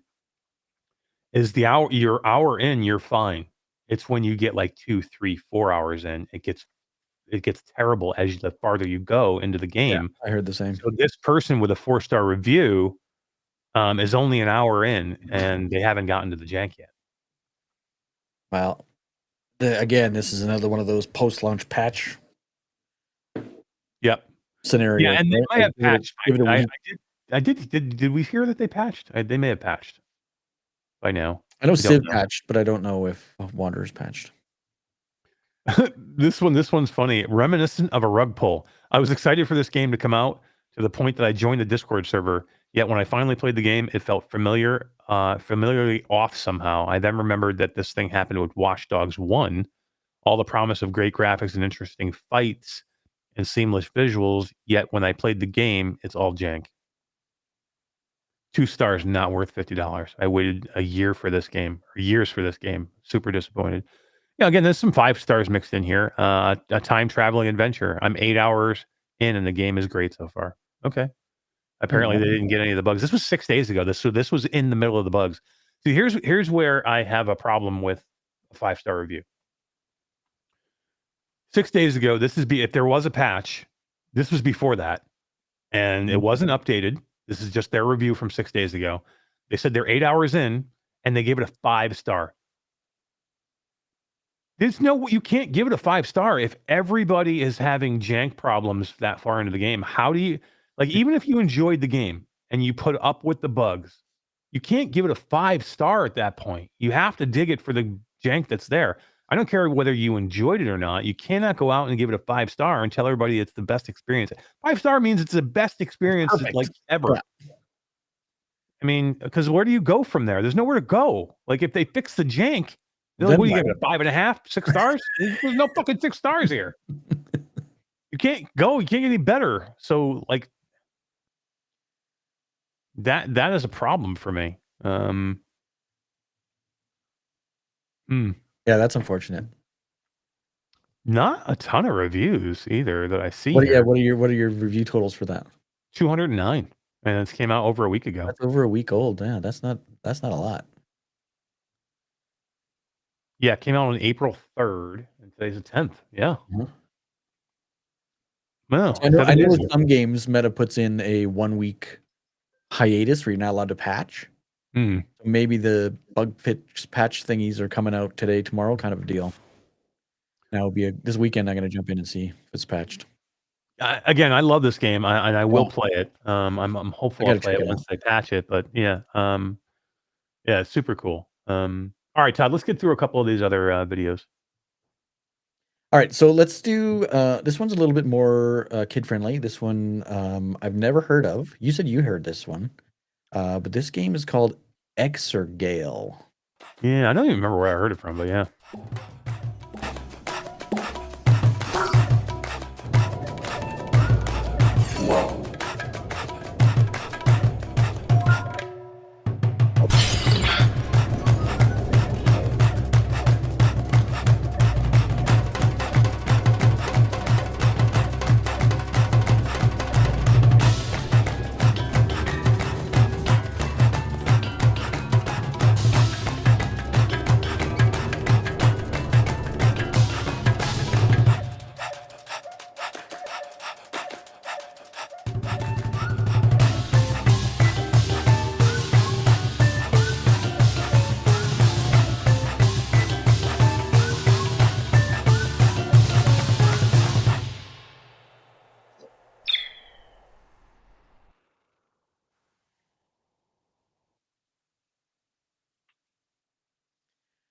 You know, I think that game on the Roto VR chair is Oh gonna be yeah, maybe. absolutely awesome. Can I tell you I'd rather play a janky Wanderer or a or a janky Silent North over that? If that game, Yeah, if that definitely game not was your style perfect and there was zero jank, I would rather play those two janky games over It's like, that. it's like Quidditch meets Gorilla Tag, maybe. Sounds amazing. I'm sorry, Exer Gale. I mean, I just this is not my game. I'm sorry. It's probably a great game. It may be Well, a it's coming maybe, into early access in June, so it's definitely not a great game yet. But the concept seems kind of cool. There's definitely a look, market for it. so from that trailer, what's my gameplay? What am I doing here? Like what? Leaderboard chasing is all I can get out of it. I'm chasing a ball, and that like No, we're what, chasing like, each other. It's a race. is there a story? Like Yeah. is there like what are we doing here? Why am I? How am I flying? Why am I a masked arm? Gorilla Tag with your arms. So you got a flap? Is that what it is? I think from what I've read is, you put your arms up and you go up. You put your arms down and you go down. You don't have to like flap. It's just controlling. It's like squirrel suit flying is what I'm like Rush, that old PC VR game. Rush was great. That was real good. My daughter loved it. Let's not compare this game to Rush. Rush was great. Rush was that kind of style of flying is what I mean. Yeah, the mechanic. I got you. The mechanic. Just mechanics. Yeah. I think it's that style. Very interesting. Okay. I've never heard of it. I saw the thing. I was like, oh, this is cool. Hey, well, I'll give it the benefit of the doubt. Not an Eric game, but we'll give it the benefit of the doubt. Exer Gale. I mean, it's a great name. I don't know what that means. Fantastic name. Like I don't understand. Exer Gale. Like I mean that name describes exactly what I'm watching. Like Exer Gale. I mean, Gale maybe like a gale, like a wind, like a. I'm guessing that, but what's the Exer part? It's Exer Gale, man. I don't know. I don't know what that means. All right. What's the next game I can make fun of? Let's go. Here's another one. This one is a new game to the fitness genre. Ooh. There was a game a long time ago that you could use your stationary bike and a Bluetooth adapter that would stick into your pedal. I had it on one of my stationary bikes, and you could like ride a tank and a unicorn and all this kind of weird stuff. It was janky, totally janky. XR VX Fit, VR Fit, XR Fit. I don't know, something like that. So, but this is a newer take on using your own equipment to do fitness genre kind of stuff. I think this is kind of neat. Yeah.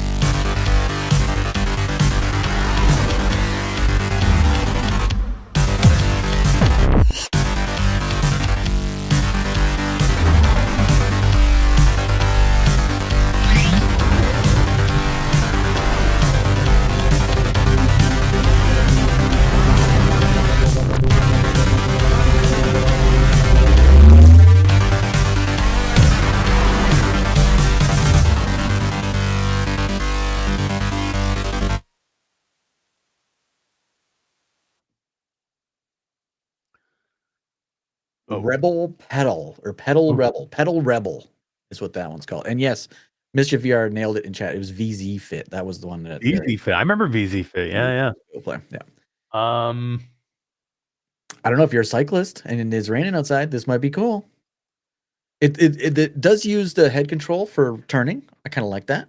It's going to be very fluent if you've ridden a motorcycle or a bike. It's not my kind of game. Okay. Hey, look. Do you need to wear a helmet according to Philo's? That guy looks super cool, man, with the helmet on, with the Quest jammed in the helmet. In there. He had a Pico in there too. Yeah, and that's a good question, Tess. Eric and I were talking about this earlier today. How do you strap your controllers to your legs? Does that come with they show you with like some kind of thing? Well, like where do you get that with the game? Like, every time everybody that buys a game has to then order that strap thing? How does that work?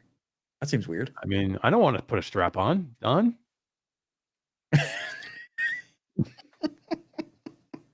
I don't want to do that. Bed Robo says, "Do you need a bike?" I would think yes, or you'd look ridiculous. You could probably just. How would you do it without the bike? You can just move your legs up and down. You can like put yourself on a high stool and just like pedal your legs. Give her, yeah. You could. I just don't know how you would attach it to yourself. Well, congratulations to them and the 6 copies they're going to sell. It's going to be amazing. Yeah, it's a unique game for sure. Okay, that's a good way to put it. That's like I'm trying to be polite. Come on, I'm Canadian. If you're a Southern person, you're like, oh, bless your heart. That's basically that's you insulting somebody. It's a unique game. It's a unique game. It's unique. Love it. Yeah. Okay. All right, let's get into something a little cooler. I was gonna say, do you have something better than the last two, please? Yeah. It's got to go up from here.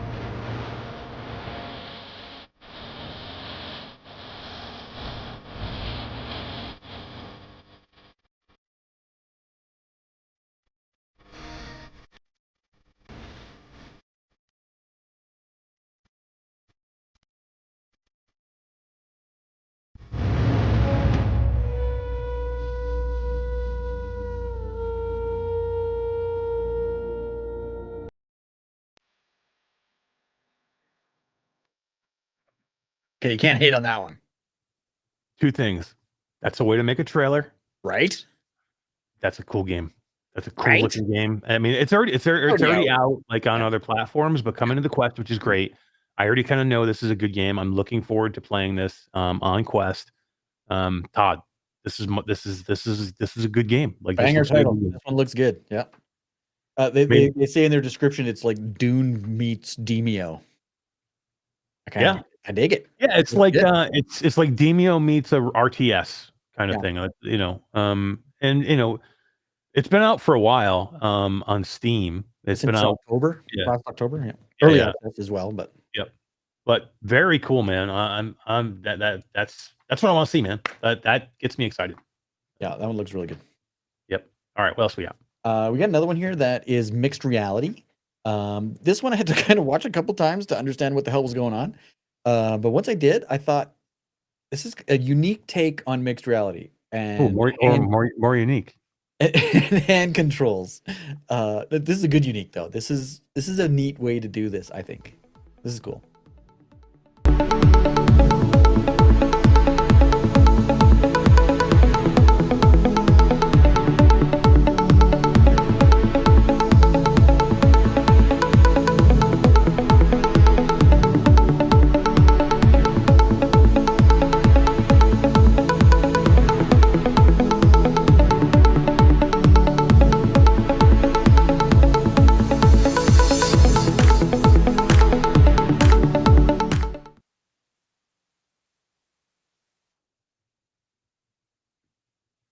Disembodied.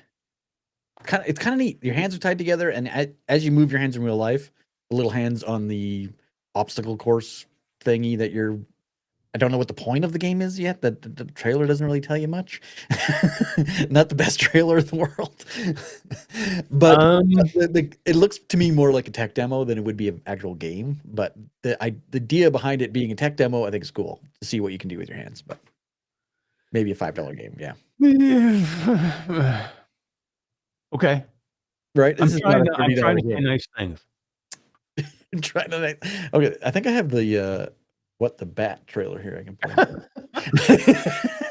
Yes, play the What the Bat trailer. That would be amazing. I love What the Bat. Okay. It's different. Like it's definitely that this is how you walk your character across the screen. Nobody very unique. Yeah. No. I'm kind of with you here. I'm like I tech demo. This is not a game I'm going to run out and buy, but it's different. It definitely is different. They came up with a unique idea. Here's my issues with it. Hand tracking is still janky at best. And if you frustrate me in any way, making me do those things, and it doesn't work like perfectly, I'm out, man. Like if you're putting yourself in the basket of you have to do hand tracking, you better do such a great job. What was the game? Was it Eolia? Or Eolia, yeah. Remember Eolia, Rhythm of the Universe, the Ionian Eolia? And Eolia did hand tracking, but it wasn't good enough. And it was just frustrating enough with the hand tracking that game was great. It was actually a really good looking controller support because it for some people it worked great, and other people it just never worked. It didn't work. Yeah. Mischief User says, I am cat trailer just for Eric. Oh my god. That's another game I'm not playing. You couldn't pay me videos on our TikTok page with starring Eric Masher. Come on. You couldn't pay me. There's 2 games. I Am Security, I Am Cat. You'll never catch me in those games. Never. Not one time ever. I'd rather poke myself in the eye with sticks than go in there and play that game. Could we put that on TikTok? That'd be fun. Yeah, that'd be cool. We could get lots of views for that. Literally, I would rather hit myself in the face with a hammer than go play this game. Neither one of them. Not going to happen. Yeah, a lot of people are enjoying them. A lot of content creators puking out the same old I Am Cat content over and over and over again. Yeah, they got the audience for it. What the hell? Pays the bills. Hey, people are going to watch you, I guess. I don't know. We keep puking out the same shitty podcast content over. Yeah, I know, right? We just don't have the audience. I was desperate for content. The other day, I put up a video of me with my Ray-Ban Meta glasses making an old fashioned. Yeah, Steph said she watched one. Like, you getting ready in your bathroom or something? Yeah, they did that one a while ago. That was a Meta asked you to do a getting ready. She gave ready. You a really good compliment. She said he looks really old, but she did give you a good. She said the video was like very well done, like produced, and like you look like a professional video. She was like, it looks like a commercial. Hey, cool. Yeah. It took me a long time to film that. So yeah. Well, you should have done it with you naked coming out of the shower with the last one. That footage was there. I decided to cut it. Yeah, you're like, just kidding. I had the cutting room floor. Mark had to cut it. See my naked ass walking around the bath. All right, so the hand job game, not my kind of game, but what was it called again? Hand job? It's not called hand job. Hand job. Hand job. He likes hand job. Hand job simulator. He does. She does lots of hand jobs. Okay, that was called Disembodied. Disembodied. That's it. Okay. Yeah. All right. What else we got? All right. I'm going to play this next one. I was going to save it for a little bit, but Mischief has mentioned it 3 or 4 times in chat. And I know she likes this game. So cool. Here's Beatable.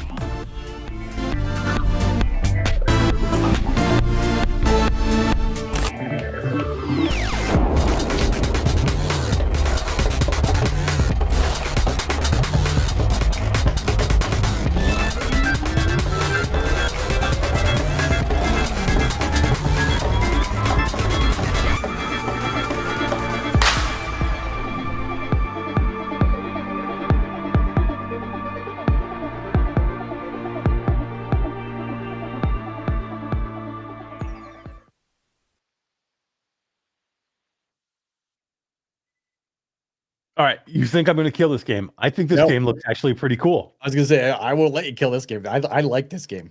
No, I'm just saying people would think like, oh, he's going to like shit all over this game, but like I don't know, like Nacy sitting there doing the little thing and like doing the little hand, like if it's really like she did in, like I haven't played it. Yeah. If it's really like that, and it's like it's got good music, and it's kind of like what she did in the trailer, I'm on board. Like I think that looks freaking cool. That is Nacy. Hand tracking is on board, Nacy. and that is definitely Nacy. Yeah. Yeah. It's all hand tracking, which I hope they did it well. That trailer should have been 3 times that long. Show Yeah. off a little bit more of the content, but I think this is the first that I've seen of these. Call it a fitness game if you want. These rhythm-based games that are accessible to everyone. Like try to do Beat Saber in a wheelchair. Try to do Audio Trip if you can't walk. Try to do, you know what I mean? This is the one that doesn't matter. Well, maybe it does matter, but a lot of more people are going to be able to play this. I love that concept. This super accessible fitness rhythm thing. Agreed. I love it. Yeah, I thought it was cool, man. It looks cool. This is a game like I'm not like one of these big huge like but I would try this game. I think it would be cool. Who did it? Send me a key. I'll check it out. XR Games. XR Game. Oh my god, XR Games did it. I know. Yeah. Why'd it have to be XR Games? Now I can't try it. No, I don't want to try it. I'm only kidding. Yeah, XR Games. Send me a key. I'll definitely try it out. Yeah, it looks good. It was cool. Miss Grable says not my type of game, but I love Nacy. Who doesn't love Nacy? She's amazing. She's probably one of my favorite people. Fun. Yeah. Miss G VR says bad trailer. Not the best trailer. No, not the best trailer. I love the idea behind the trailer with her tapping her foot and then going into great. I just think it needed to be twice as long or maybe more.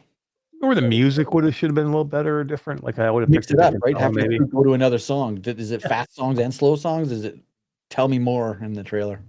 Yeah. All right, Todd, what else we got?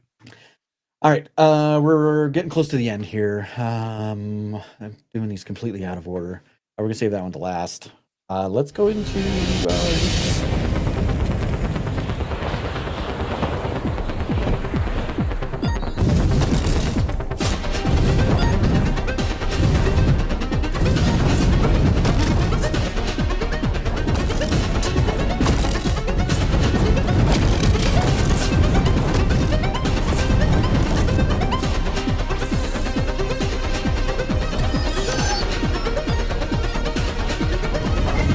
timeline is twisting in on itself.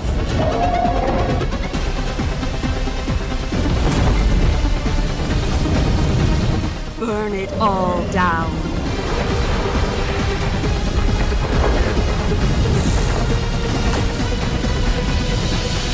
Nothing comes out of the fire unchanged. Oh, what a rush!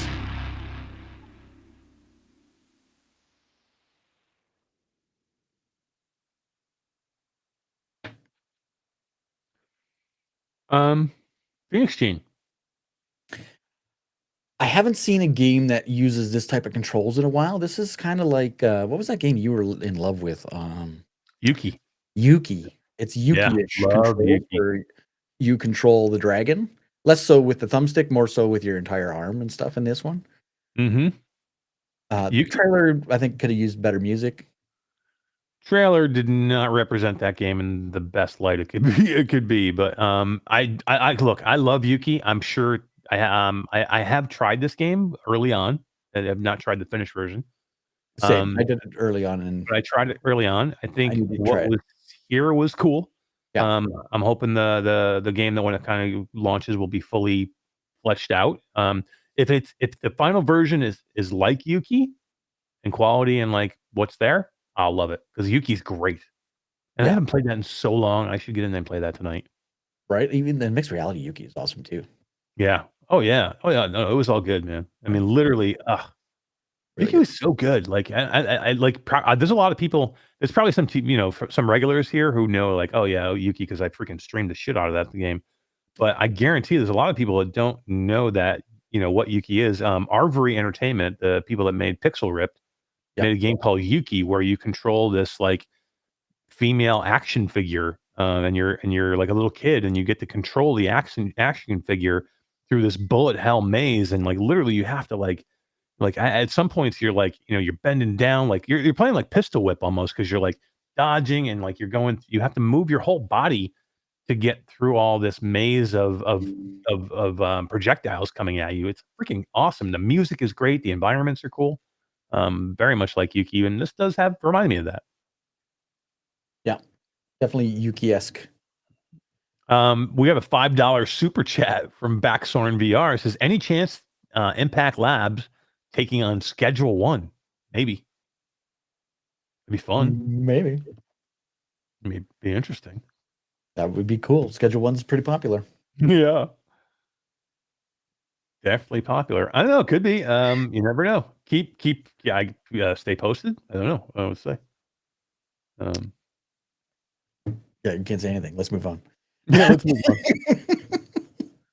Move on. Okay, the last one of our little gather of 10 games that we found that are coming out this spring is one that you played and you really enjoyed.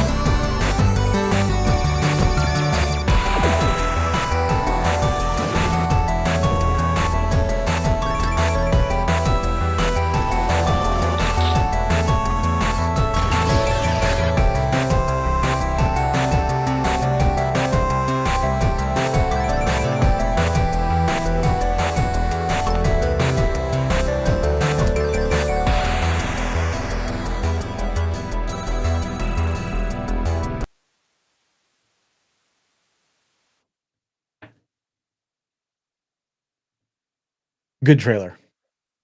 Definitely good trailer. The music is, 80s-ish. Reminds me of pinball times back when we used to actually play the machines themselves, not all this virtual reality type stuff. But it tells you everything. The free-to-play mode, the campaign mode, the decorate your house and mixed reality kind of stuff. I don't know, it looks pretty good to me. What do you think?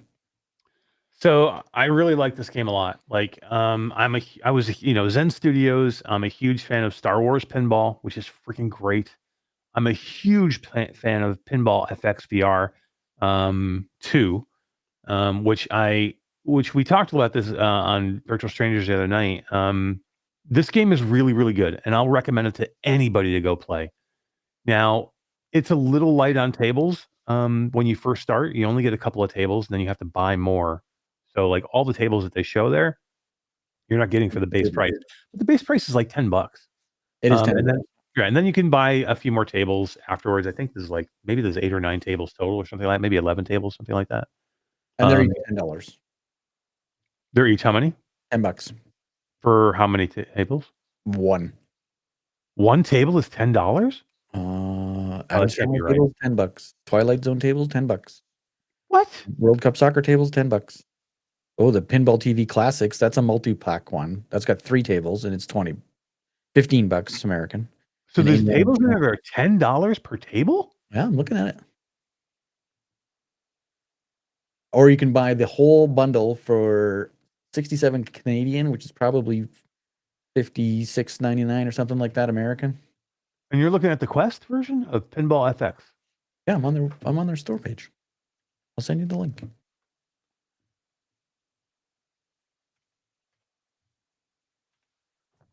Let me look at this shit. Don't tell me they're $10 per table? That seems a little high. That's high. Yeah. Holy crap. So Right? I'm like okay with $9.99 for the base game for 3 tables. I'm okay.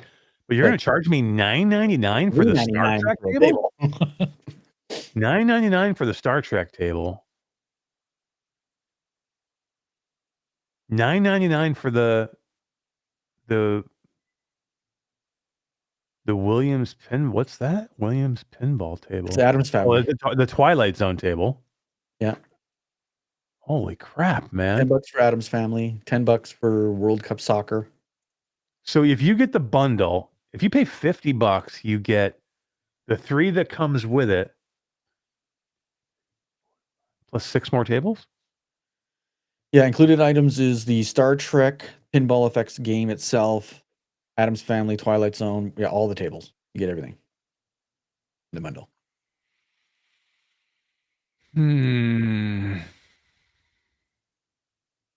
Is it worth $55 to play pinball in VR?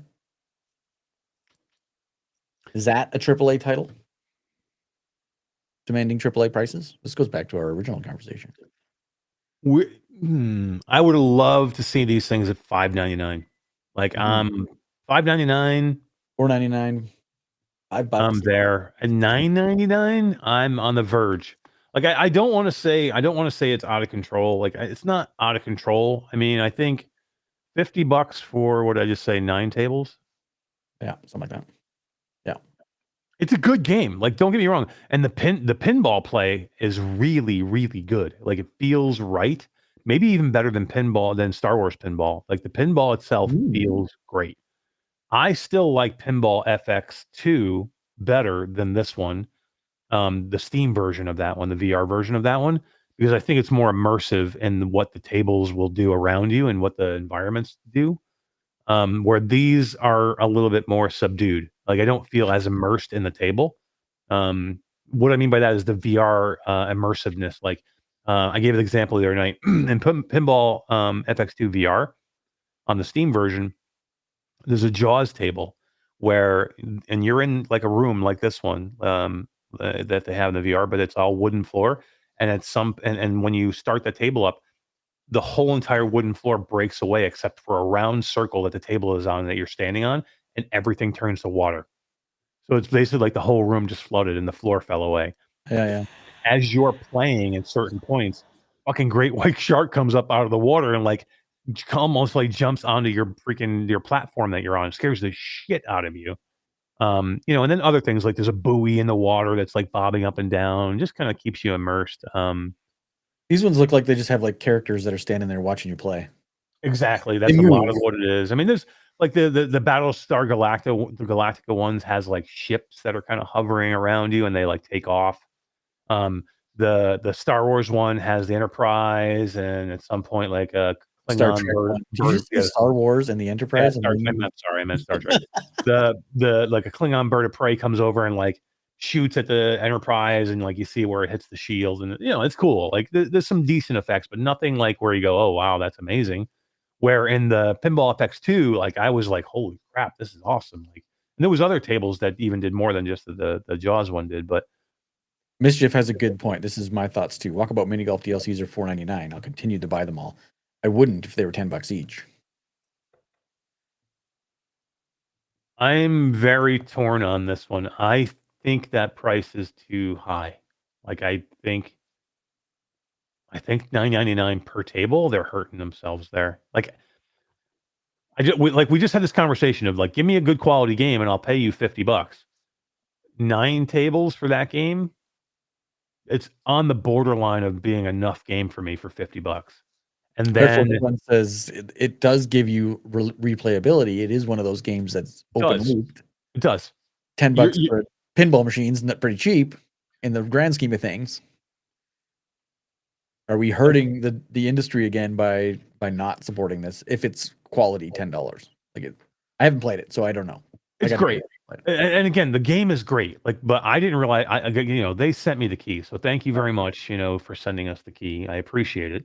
So I didn't pay $50 for this game, and I have all I unlocked all the tables. I don't know. Like, I'm trying to think now whether I would pay $50 for this game. I don't think. Oh man, it's good. It's Michelle a good game. Says they're slammed in reviews for prices on their DLCs. Look. That's a problem. That's a problem. And again, it's weird for me right now because we just had this conversation that we have to support. But I mean, there's a point where I think you're a little bit too much. Like, there is replayability here. You can replay these tables over and over and over again. But like, how many times are you going to do that? Like, I want new tables. I just don't know if I want to pay $9.99 per table. Yeah, first review is a 2-star. Like, I'm okay at $5.99. Like $5.99, I'm buying it all day long. Like this is 100% recommend. Go buy every table. $5.99 per table. Worth it. $10.99 per table or $9.99 per table. A little steep. Well, why are you making me think about it? That's the problem. Like, you have to think about that as a developer. Of okay, if you're putting me to the point where now I'm like waffling. Walkabout is nailing it, right? They don't make you think. $4.99. Done. Click. Done. Like what? Who just said it? Was Michelle B or Miss Chief of VR? Not even a thought. $4.99. I'm buying it. Not even a thought. Like, it's we call them no brainers, right? Yeah.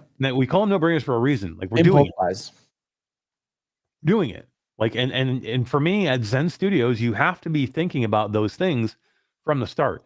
And to me, that's where like I love labs, our Impact Labs, because we would have taken that game, we would have put it in Impact Labs, and we would have put it in front of 1,200 testers, and we would have said, "Would you pay $10.99 per table?" And they would have probably resoundingly said, "Nope, not paying $10.99 per table. I'll pay $7.99 per table or $5.99 per table." And then they would have had a better idea of how they were going to do, and then they would have maybe gotten away from having all these bad reviews, right? If they had changed their pricing up front. And way more impulse buys. Yeah. Well, that's just it. Like, you're giving up $4 or $5, but how many more sales are you getting right to make up for that? Like, and goodwill from the community who are absolutely in love with this game now. Now, every time you release another table like Walkabout, it's a no-brainer. Go buy it. Look, and I get they're paying for the IP, but so is Walkabout. Walkabout has IPs for their. Yeah, of course. Jules Verne did like 3 courses with them. Mm-hmm. This is weird for me because I was about to like, I think everybody should play this game. Like, it's a great game. Like, if you like pinball, it's a great game, and it plays like pinball. Like, I love it. Like, I thought it was really good. Like, I just didn't realize the pricing. Like, I think I was a little off. Like, that's my fault. That's my fault of not looking at it, because I talked on Virtual Strangers the other night, and I was like, go buy it. Without looking at the price. I don't know if I'd go buy it now. I'm not saying no. I'm just saying, yeah. Yeah, it's one of those. It's a. I don't know, if any more than $9.99, I would be definite no for me. Well, but I look at $9.99 like that. Well, mind you, Canadian, that's $15, so that's a no. If it costs me more to buy that than it does to impulse buys, to me, you're under $10. It's got to be that, and I don't even think about it. I just click the button. So yeah, Tass said some of these are $15.99 per table. I don't see that here. No, there's one that's $15, but it's got 3 tables. Where am I? Oh, see all. Okay, that's why I got to open. Except for Indiana Jones. Indiana Jones. Oh, okay. So yeah, Indiana Jones is $14.99 by itself. Yeah. And then the other one is the Universal one, which has Xena, Battlestar Galactica, and Xena Warrior Princess, and then Knight Rider. Oh, is that what it is? Yeah. That's worth it. $14.99 for those 3 tables. I'm down. That's $5 a table. That's worth it. That's worth it. But Indiana Jones at $15? That's a fucking game somewhere. Like, the Trombone Champ is $14.99. Right. There's a good example. I'm going to raise our prices. Trombone Champ is now $39.99 starting tomorrow. $39.99 for Trombone. We're not charging enough money. Every in-app purchase for Trombone for one table, Indiana Jones? Yeah, that's a lot. What were you saying? I'm sorry. I said every in-app purchase for new trombones is now $14.99. Oh man, we're doing the wrong. wrong. Even says I wouldn't have any problem paying $5 a table, 6, 7, maybe 8+, only if I really like the IP or pinball.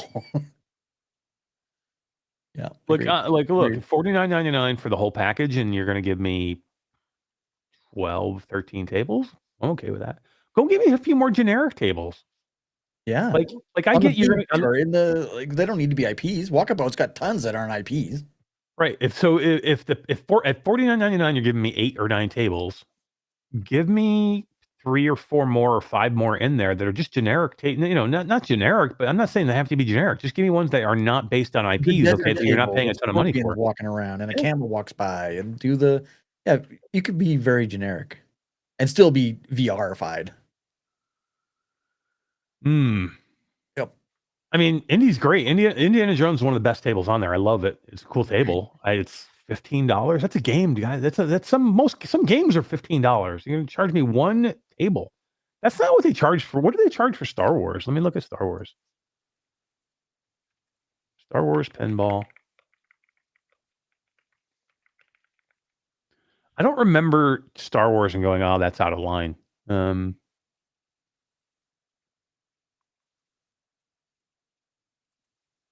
It is $28.99 Canadian, so that's probably $20 Canadian or American. Wow, man, this is so slow. Yeah, $24.99. Okay. And what do you get for $24.99? You get here's what you get for $24.99. This is pretty good. Yeah. I mean, 8 tables. okay. Yeah, 8 tables. You get the Mandalorian, Star Wars episode, New Hope, Strikes Back, Jedi, Star Wars Story, Star Wars Rebels, Masters of the Force, and classic collectibles. And you get the whole entire, cave, the fan cave with all the stuff, that you can put in there. And they did an update where they gave you a new table, a droids table. Oh, this is cool. I haven't played this one yet. Oh, the So new free now you're up table. to you're up to 10 pinball tables now for the price because they gave you a droids pinball table. That's cool. That is cool. It looks good. Why don't I have a key to that game? I need that game. Have you not played this game? It's great. It's It's actually really, really good. Yeah. So that's $28, 10 tables. That's half the fucking price Star for Wars. more tables. Like, that's got to be expensive Star IP. Yeah. Right. Yeah, And that's the same company. Like, so maybe they didn't make any money on it. And they're like, screw that. Okay. Well, okay. It's a good game. I don't know. That's all I can say. I'm undecided. I don't think it's. I don't know. Right? It's a tough one. Yeah.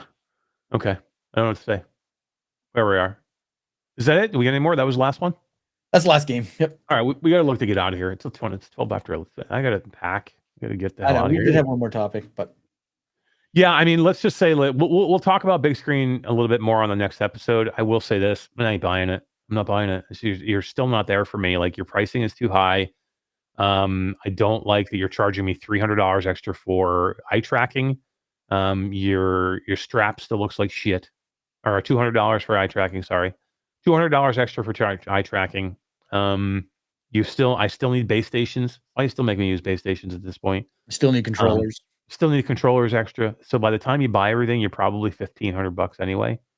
If you want a facial interface for your wife so that she can use it, or your son, or your friend, or whatever, it's $200 US for the. You want to give a facial to your wife? Facial interface to your wife? Yeah. Shit.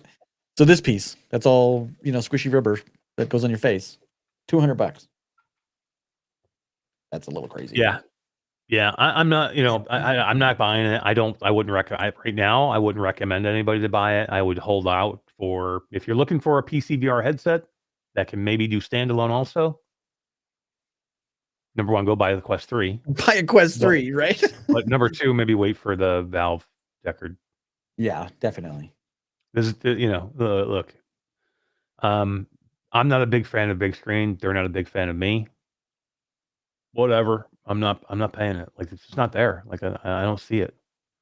I still don't see it. Like, they had a chance and look, they're telling me all these great numbers. Like, they've already sold double what they sold in the first one.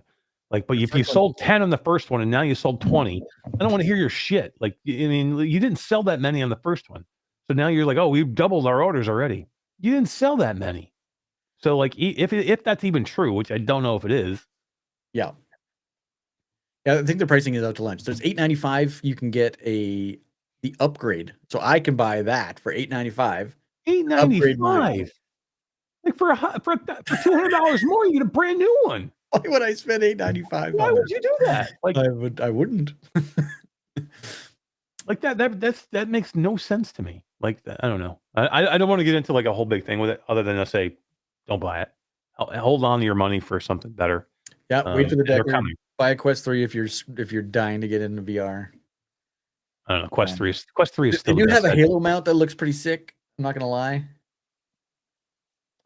Quest 3 is still the best headset. And never if you want an OLED headset that you can play PC VR on, go get a PlayStation VR 2, because you can plug it up to your computer now, like for $400. No way. Right? Obviously, it's a lot bigger, but So Todd, real quick, we talked about like a little bit of what's going to happen with Q2C VR Gamer. Number one, we're not going anywhere. We're staying. We are not going to be shutting down the show anytime soon. There are not enough podcasts anymore talking about virtual reality. That we've seen some kind of like peter out, go by the wayside, stop doing it. We're not going to stop doing it. We love doing the show. We're going to continue to do it. We are going to try to be a little bit more regular is what we're going to do. So we're not going anywhere. We're going to try and double down, get back to a little bit more normalcy. I do want to do the show. I think the show is important. You think the show is important. You want to do the show. We like doing it. It might not go back to once a week like we did before. Like we're much busier people than we used to be. But definitely regular. Yeah, I mean, I think when we can do once a week, we'll do once a week. If we can do that if we can do it for 3 or 4 weeks in a row, we'll do that. I mean, if we miss an episode, we'll miss an episode. What I mean is we'll try and be more regular than we are now, where we're like sometimes we're a month out without doing an episode. We're going to try and do it more often. I think the live content is great. We may change it up a little bit. We may not cover just, we talked, look, the first 40 minutes of the show, we didn't mention anything about VR, and we all had a blast and had fun doing it. So maybe we'll talk a little bit different tech. Maybe we won't always talk everything virtual reality. Maybe we'll talk a little bit of technology, maybe a little AI, maybe little things that we find interesting too. Doesn't mean we're not going to talk about. We're going to talk about virtual reality more than anything else for sure. Just might be that we might not always talk about only virtual reality. Might talk about flat gaming, or might talk about what's going on, in the gaming industry as a whole. But I think it's still going to be fun. It's still going to be good. It's still going to be us. Yeah. What do you think? I think that's enough of a sneak peek into what's coming. I like the idea. Well, I pitched the idea to broaden our horizons a little bit. There's so much more going on in the world, and in the world of AI and tech and wearables, and there's just so much more that we can jump into that I think we are rounded enough to be listened to. I don't know. I was going to say experts, but that's a bad word. I think we're informed enough that I think we have a place where we have a voice and we should use it. I agree. I love voices. Mm-hmm. Air Force One says, I think we all realize you guys are busy working on Area 51. I know that's going to take a lot of work because you want it to be perfect, and you think, I have now with my new arcade cabinet, I have Area 51 with the light guns downstairs. Nice. TikTok coming soon. Oh yeah, definitely. We're doing that. We're doing that. But yeah, it's cool. That's basically, we just want to say that we're not going anywhere. We're gonna come back and be a little bit more regular when we can. That being said, we won't be here next week because I'm going to be in Croatia. We'll be back. So following week we'll be here, and we'll be here for a few weeks after that. We'll be a little bit more regular because I'll be home for a while. And yeah, we're gonna be back and better than ever. We're gonna rock and roll. Get rid of the fat pictures of me in the intro though. It's all videos now, so it's fat videos. I know. You can't use AI on that. I tried. All right. We appreciate everybody being here. Thank you for being here. We really appreciate it. If you haven't yet, hit the thumbs up button. If you haven't yet, what are you doing? Hit the subscribe button. Subscribe to this awesome channel. 12,200 subs there, Todd. We actually have a few people that like us. So I know. Keeps growing. Makes me feel good, warm and fuzzy inside. Love feeling warm and fuzzy. Mm-hmm. But look, if you can't give us a thumbs up and you can't subscribe, go subscribe to somebody else. There's lots of good other shows out there. Miles Dyer, Virtual Strangers, the PSVR 2 without parole, PSVR 2 without parole. Between Realities. Yeah, go find something you like and support them instead. Definitely. But you'd rather be here. This is a better place. I don't know. I'm just saying. All right, everybody. Good night. We'll see you guys next week. Appreciate it. Have a good night, everybody.